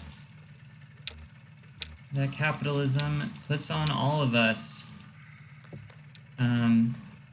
God, I remember the whole time I was fucking, you know, waiting several years between Act 4 and Act 5. I was like, oh, they have to bring Conway back in Act 5. Like, this can't be the ending we get for him. But, yeah. We're gonna get one more glimpse of him in a second, but it's not going to be the Conway we know. And I guess that really should have been the sign that that's the end. But it's such a bummer. It is really interesting to see, like, after you go to the Hard Times distillery, like, the game does kind of switch over to Shannon being the main character, which is cool narratively, and she deserves it. Yep, so there's Conway is now one of the skeletons in the boat, so sorry. If you click the skeletons there, I think the dog goes with them, which I'm not gonna let them have. I think I've accidentally done that before. I could be wrong. I'm pretty sure that if you do that, the dog goes with them, because I remember one of the times I've played at Act 5, I remember the dog not being there with me. Yeah, Conway, man. He definitely is someone who really rings true to a lot of people have known as a Kentuckian. Ah, shit, I clicked the wrong. It doesn't matter. You do this.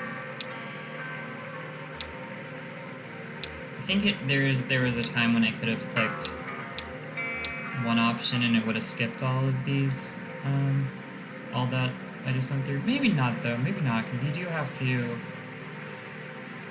like, you still do have to go past them. I don't think it actually makes any difference in the timing of the scene.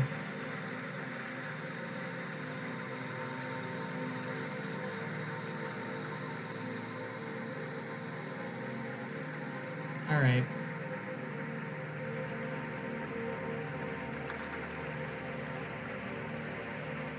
Yeah, we're coming on around the, like, tail end of Act 4 here. I'm gonna drift down this river for a while.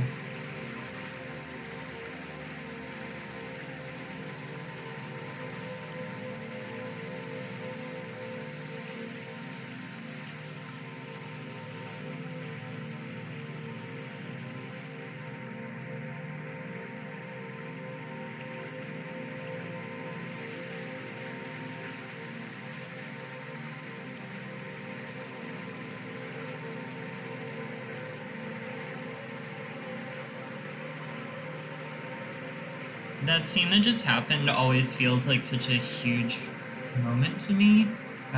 It's like a real turning point in the story of the game that I always kind of forget about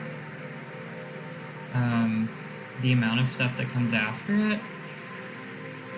I feel like when I first replayed this game when the complete edition came out a couple weeks ago, I was like, oh yeah, that's the final scene of Act 4. Or, no, I guess I remembered this scene right here. This diner scene, but I was like, oh, the diner is definitely, like, you go to the diner and then it, like, fades out, and that's the end of Act 4. But there's actually still some more of it. Yeah, like I said, the pathfinding here is really weird. You can't click anywhere on this second level that I'm currently walking on. You have to click up on the third level, or else she won't go. And the up arrow doesn't appear until you're already start climbing up, so definitely the first time I did this speed run, I kind of was just like, oh, I just need to, like, fuck around here for a minute, and then it'll get to the like, some trigger has to happen before I can walk up these stairs, because I keep clicking up there and nothing's happening.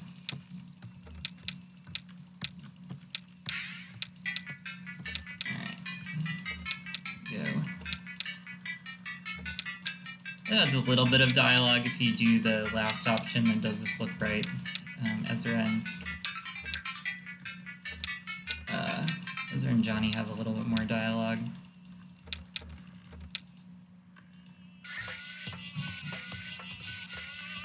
Alright. Love Johnny's outfit in this scene. Junebug too. They got some good looks going on. Okay.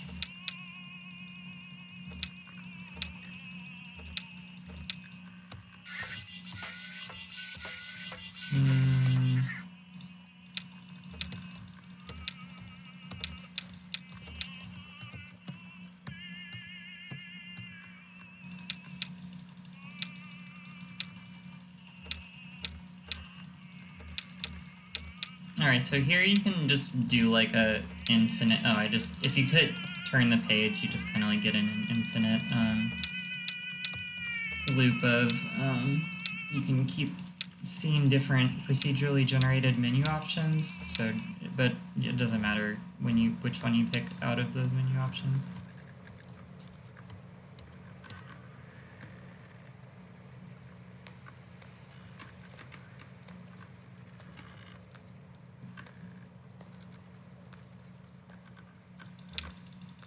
This diner is cool. I like this diner.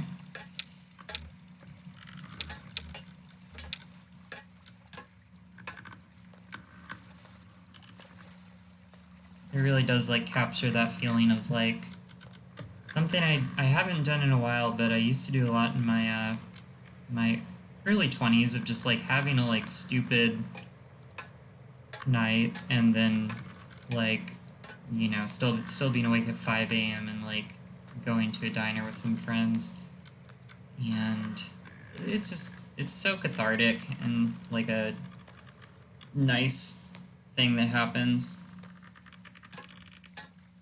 and this really has the feeling of that. There's a thing, anytime I've speedrun and just kind of clicked through really quick, it skips a lot of dialogue that he has, where his wife Ida tells a story about this preserved table of food, and then it cuts down to him and he has his own version of the story. I'm not paying that much attention to where I'm clicking, but I don't feel like I'm like picking an option here that cuts it all off. So I don't know. I don't know why it does that.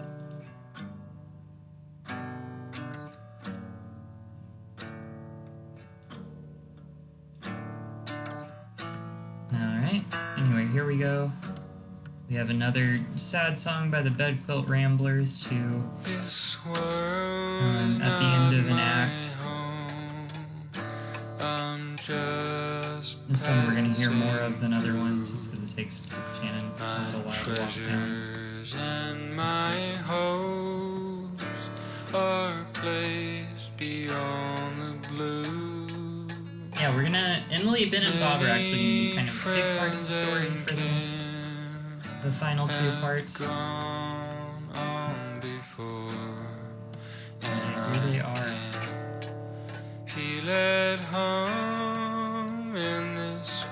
God, this song is so beautiful.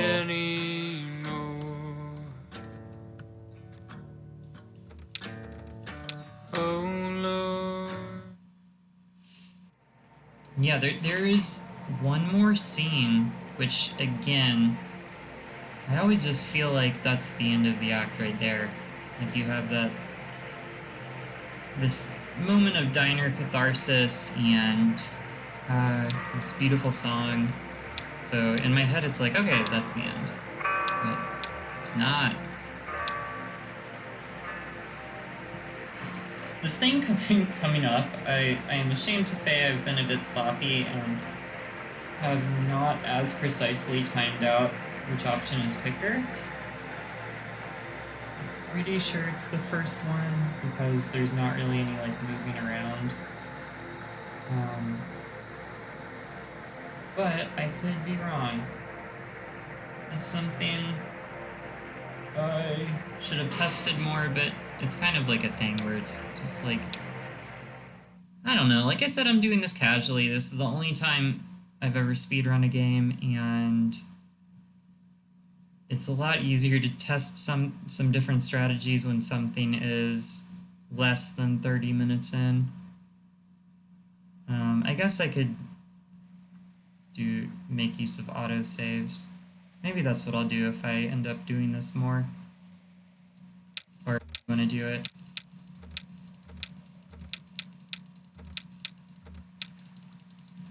So yeah, this is the part where you can, if you've recorded various sounds, you can have Ezra play different sounds to go along with this theremin music.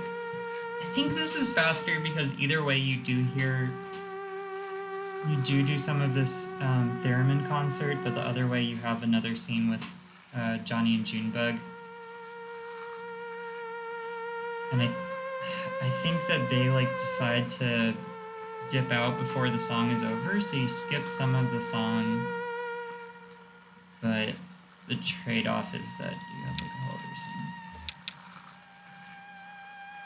Yeah, this kind of just, it progresses. Like I can click here, but it won't give me another option.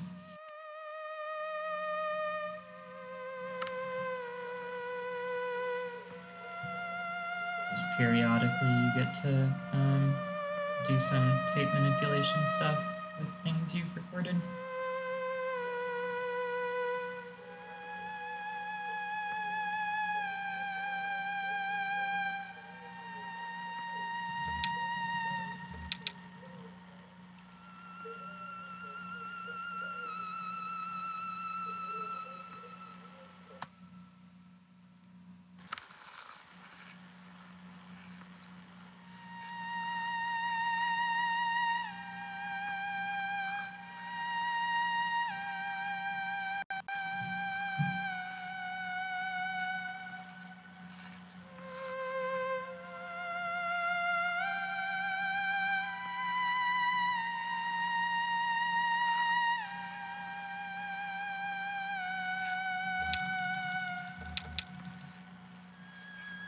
I think we're coming to the end of this pretty soon.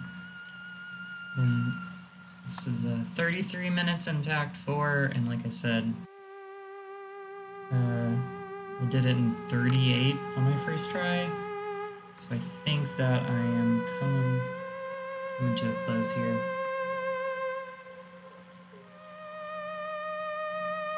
I wonder if this is a time when I could just, when this theremin music will just play out and you don't actually have to do all those little interactions, or if this is a time where you do. Because I am just trying to think of where the P breaks are in the future. But once Act 4 is done, it's really gonna be the home stretch. Act 5 is more in length. It's more like Act 1 and 2. Under 20 minutes probably, so pretty close to 20 minutes. So yeah, we're gonna, once we finish Act 4, finish the last interlude, which is also not super long. If there's another Act 3 or Act 4, I'd be worried about my bladder, but I'm gonna be okay.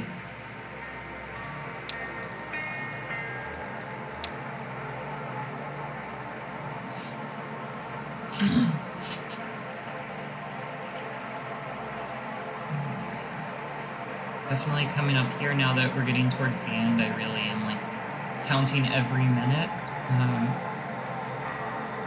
Which again, it doesn't really matter because this is just like a weird thing I'm doing for me, and there's not like a huge scene. Me and one guy, person, I don't know the person, one person from Russia who did a couple acts 3 years ago, and as far as I know, we're the only 2 people in this community. And so unless they just decide to come back and kick my ass, then I'm only competing with myself. Okay, well, if I keep up the pace, I should actually have a pretty good amount of time off of my previous attempt, which was around 2 hours and 37 minutes. Before I did Interlude 4 and Act 5 in a combined 26 minutes. So if I'm on pace with that, I should definitely have a sub 2:30 here. Act 5 is really fiddly, and you're going to see that I don't have a super comprehensive strategy for it. I'll talk about that more when we get there, but yeah, it's a bit fiddly, and I don't exactly know how all the mechanics of it work. But we'll be there soon. Alright, yeah, here we go. So I should be able to do this in around 6.5 minutes. So yeah, I guess the time we're aiming for now is probably more 7, which should be a full 10 minutes off of my previous time. I don't know how I shaved all that off, because yeah, there were a couple errors I made in Act 2 and 3, so I could take at least another minute off. I wasn't expecting to do this much better. Although I'm fucking jinxing myself also, like, now that I'm seeing this, it's either gonna be the game will crash or I'll make a colossal fuck up in Act 5 or something. So this is, yeah, you play as Emily, who we've seen pop up a lot, and who again is named after a real person.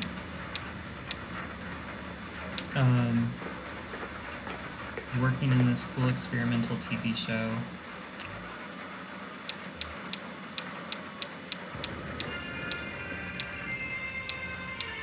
And it, yeah, it kind of just switches back and forth between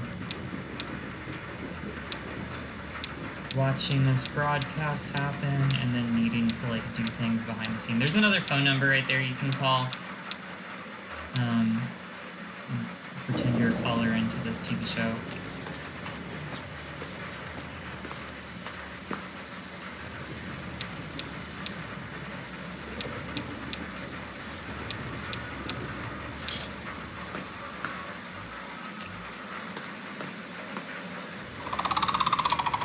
This crow is in charge of playing the videotapes. Great.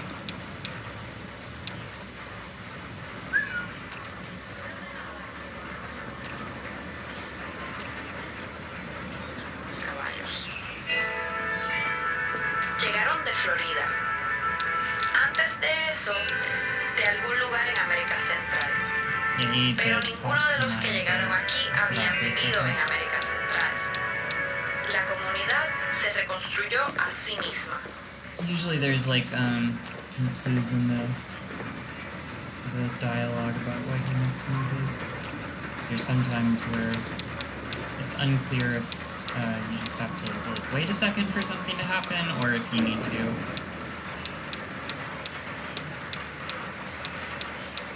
something.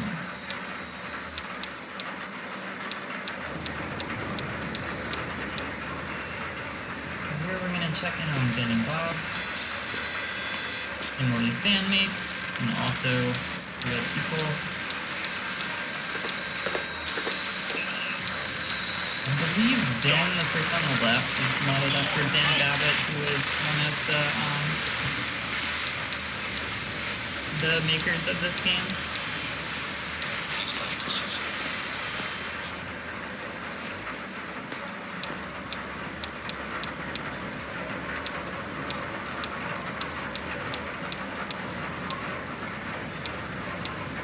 If you look at the floor, you can kind of see the studio is slowly flooding.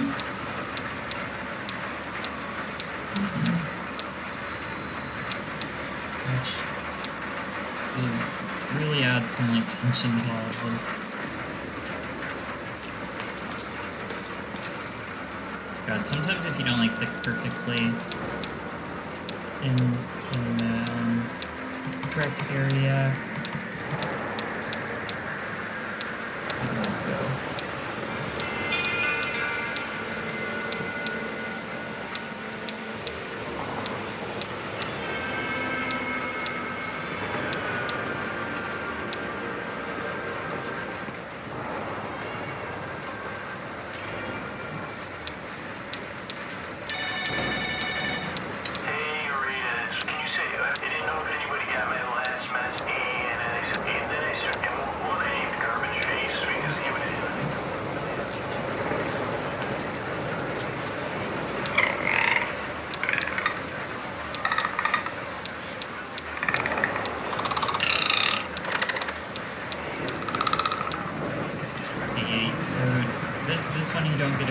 he just says like, oh, like... Milk toast, her toast look like milk. You can wander around for a little bit. Like maybe it's something like music, but it's very strange. Or if it's worth anything, but I don't know where to go because a certain amount of time. I think that guy who calls in does a podcast. I forget what it's called. I saw someone online talking about this. It's like a podcast you listen to go to sleep.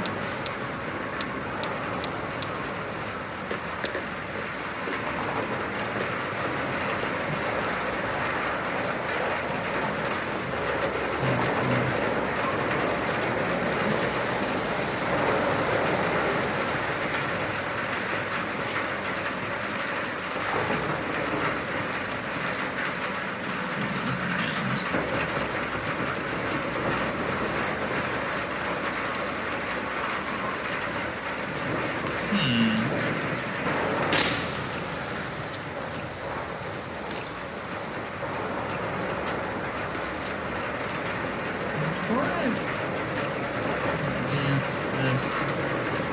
Oh.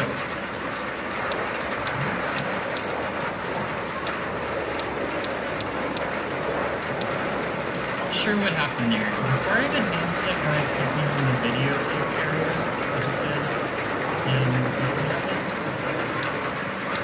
Whatever. It wasn't too much longer than usual. Might just take a certain amount of time and make things remembering. That's certainly possible. Okay. Meager interrupting our broadcast. Yeah, that took a couple more seconds than last time I did this, I think. About like 10 more seconds. So I'm not exactly sure where that came in, but 10 seconds isn't too bad. If we can keep Act 5 below 20 minutes, then we're definitely doing great. But like I said, Act 5 is fiddly, so we will see. Alright, so in Act 5, you play as a cat, and you're kind of just running back and forth, and you can interact with things, and as far as I can tell, there isn't like a specific interaction that triggers time moving forward each time. It seems kind of more like you have to just have a certain number of interactions.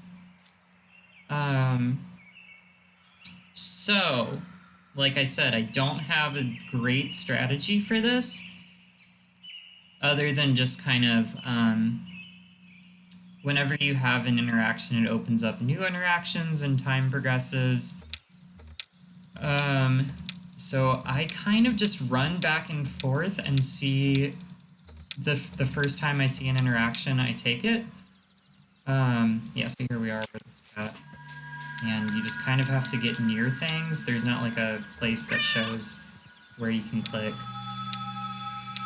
You have to be careful. If you click outside of these dialogue boxes, the cat will run away from the dialogue and you have to start it again. So yeah, it's not... Fuck, did I... No, okay.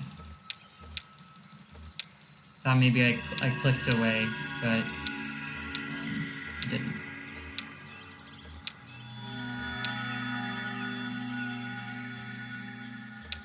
The way you can tell how things are progressing is if you keep checking out on Ron, who is burying these horses over near a barn. His progress on like dig. Okay, so we're still at the beginning. He hasn't started digging a hole or anything yet.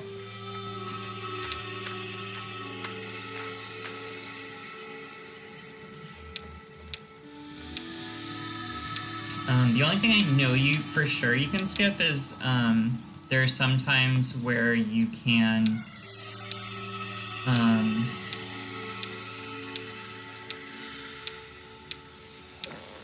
you can choose to like look at something. You get the little like, yeah, like right there. And if you pick that, that does not advance anything. So you can always skip the little eyeball. That's all I can say for sure. Otherwise, you just want to kind of do. Oh shit! No, stop. This is cute. Crow has a great name. It's great when animals get to talk to each other. Also, some of these interactions are like longer than other ones. This is like a longer one, kind of. They like talk to each other for a while. Maybe infinitely. I don't know. Kind of seems like a bunch of fucking adjectives about caw and meow. So I may have just wasted a bunch of time. Oops. Yeah, there we go. Like, you can click outside of that dialog box, and if you get too far away, you have to go back and do the dialogue again. You can get kind of like stuck going up that hill sometime, which can be annoying. Yeah, okay, so Ron has moved. That means things progressed a little bit. I wanted to open this one. There we go.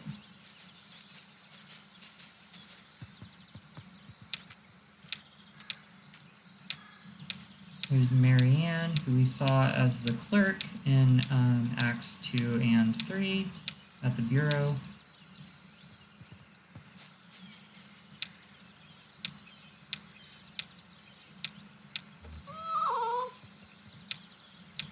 It's nice to play as a cat here. I'll say that. Okay, I feel like that should be enough that we can go to this, yes. So once you see the people at this house, yeah, I think you can talk to Slow Mo Crow forever. So maybe don't do that one. Yeah, once the people are at this house, this is 5 Dogwood Drive, the place you've been looking for the whole time.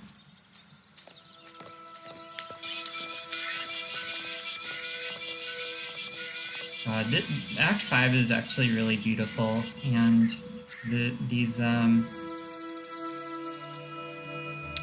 don't know, it's the first time I played it, I got so emotional about it's really just about like people building a community outside of capitalism, and there's been I keep fucking saying capitalism so many times about everything in this game, but it's always true. Alright. Let's race Ezra.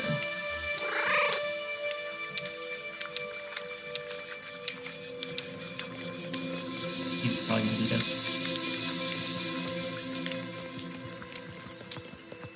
Maybe not. Sometimes he wants to talk to you after the race, and sometimes he doesn't. Oh.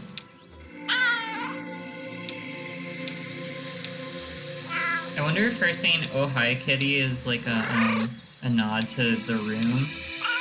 The scene when he walks in the flower store.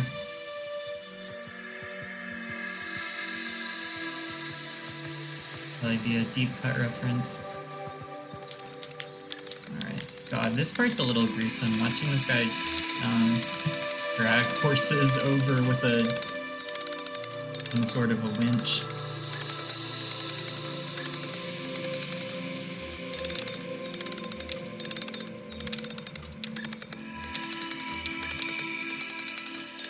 We're just gonna run around and keep an eye on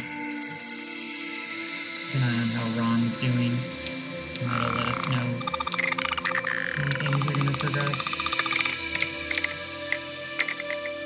And then we can also see Marianne is like painting this thing, and you can kind of see the progress as she finishes that painting.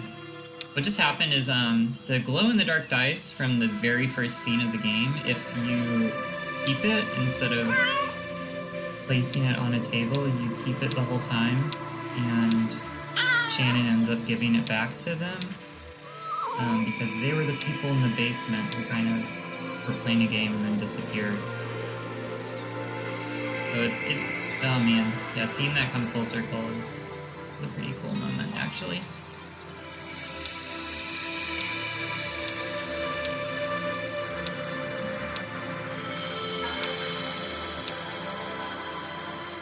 Yeah, like I said, I don't exactly know the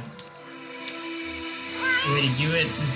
Every time I've done this, I've had some different interactions, and it still advances the same eventually. So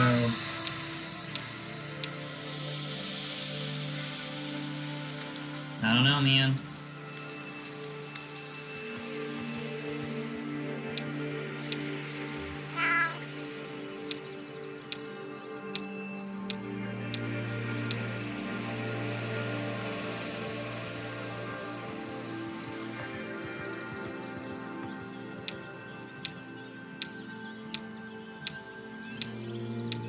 Really just kind of going in a circle and trying to go from interaction to interaction in the quickest way. There might be times when I'm like doing an extra one that I don't need to, but usually you can miss them, so I think that it probably like keeps you. Alright, he's getting the second horse.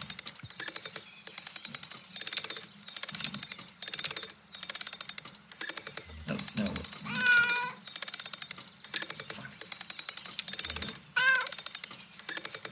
Ah! Okay, so yeah, we see the sun is going down here.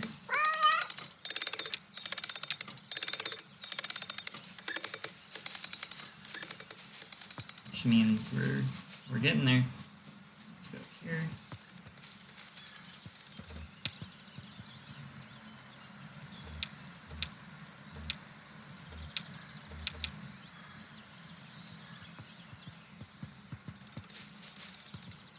I guess it just got overcast, it wasn't actually evening. Sorry to let everyone down there.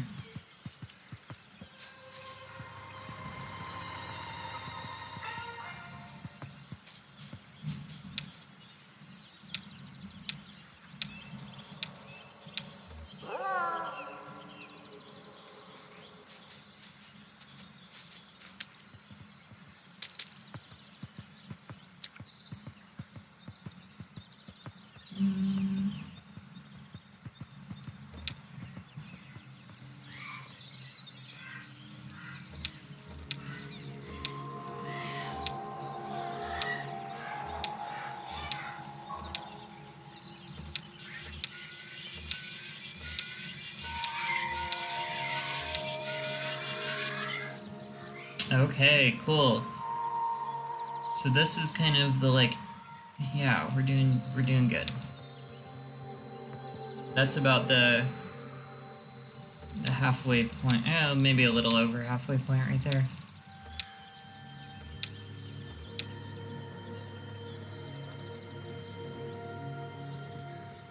And we're about on time.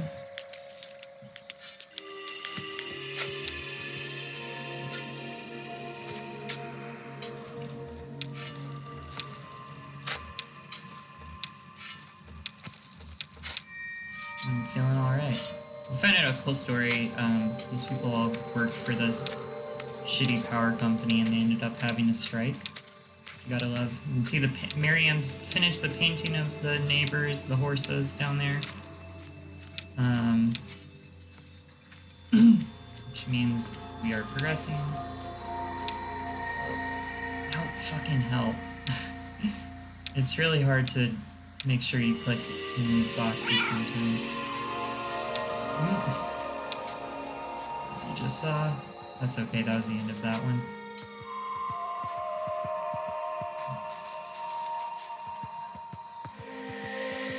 Let's see, did the plane fly? Yeah. What's the interaction here?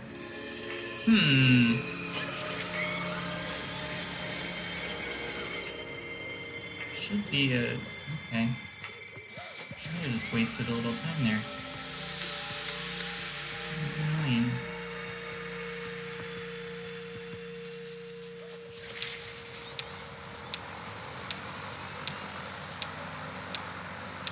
Yeah, that's weird. I hear the plane going now. You have to wait until you hear the propeller to talk to him about it? Maybe.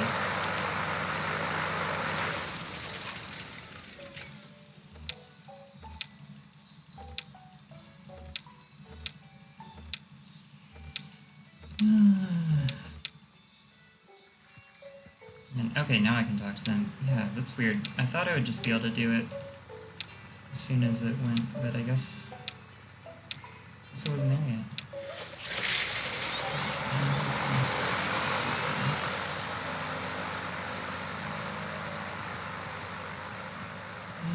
Okay. How'd you get here so fast, Ezra? You're just over by that plane. Oh shit. Oh shit. Yeah, so as you can see, I just had to restart that interaction as I clicked outside of the box.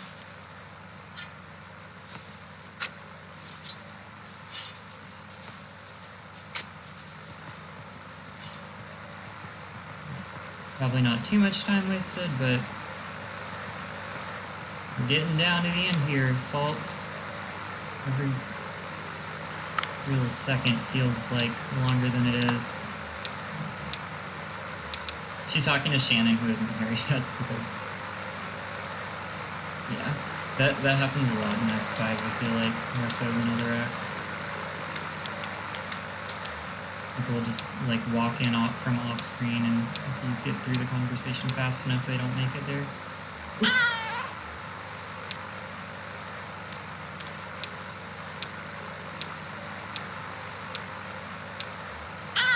Yeah, that time again I clicked out of the conversation and had to start it over, and it was so close to the end. Yay. Planes moved, that's good. Coming up to the end here. Oh, not. Okay. Usually whenever you see a character... oh, here we go. Yes. Great. Nice. So that's the end of the free roam part. Once you see that, you can interact with the bell there. Yeah, usually anytime you see a character in a place you haven't seen them before, you can interact with them. That time, for whatever reason, I walked over to Johnny and there wasn't an interaction. And also, happened earlier with Ezra and Clyde by the plane. The interaction wasn't ready yet. Alright, so we're gonna run over to this funeral service. We have to wait for Ron to walk here. So, going early doesn't actually help, but yeah, you might as well. Yeah, we're just gonna end up waiting for him to kind of slowly make his way. Here he comes. What's up, Ron? And this is basically it. We're going to briefly have a little dialogue, and then Emily is going to sing a song, which you can't skip through or anything. So we're just gonna, click through here, and then we'll be at the end. I think this song is 3 or 4 minutes long. So, yeah, I think we're making good time.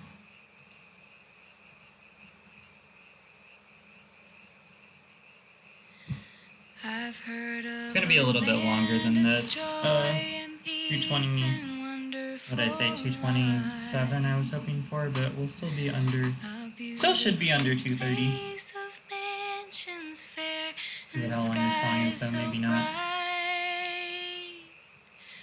Where all who believe the Savior dear forever shall stay.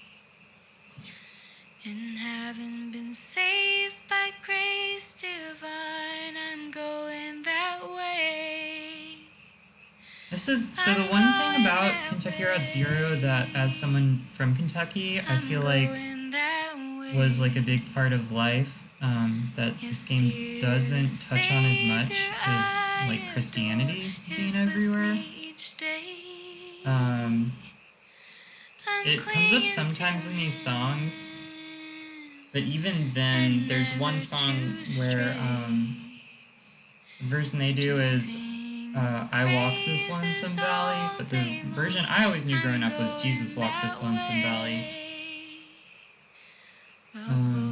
So yeah, I'm definitely curious. That's one thing I'd be interested in hearing the developers talk about, is why Christianity is kind of not a huge part of the game. Because it absolutely is in at least everywhere I grew up in the South. To sing that praise above some beautiful day.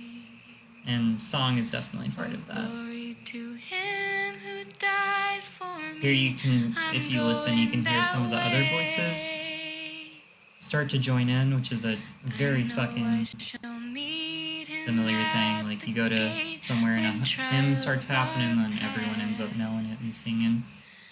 I know I shall meet him face to face in glory at last. I have walked all the way to the left here because that's the direction we're gonna go when the song is over. It probably saves like half of a second in the long run. While trusting the soul redeeming love, I'm going that way.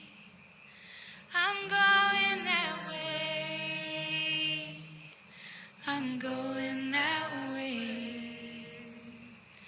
Yes, dear, the Savior I adore. Okay, this is actually a little bit longer than my fastest trip through Act 5, which was just over 19 minutes. We're about to hit 20. I think it really must have been doing like a less efficient route through the interactions. Like, again, I know for a fact that you can save a minute off there, but I just am not sure when. Alright, now I think we can just head, now the song's over, I think we can just head to where the ending happens. Which is up at 5 Dogwood Drive. Yes, alright, so I'm about to stop the timer here. Yep, so once the cat sits down, that is the end.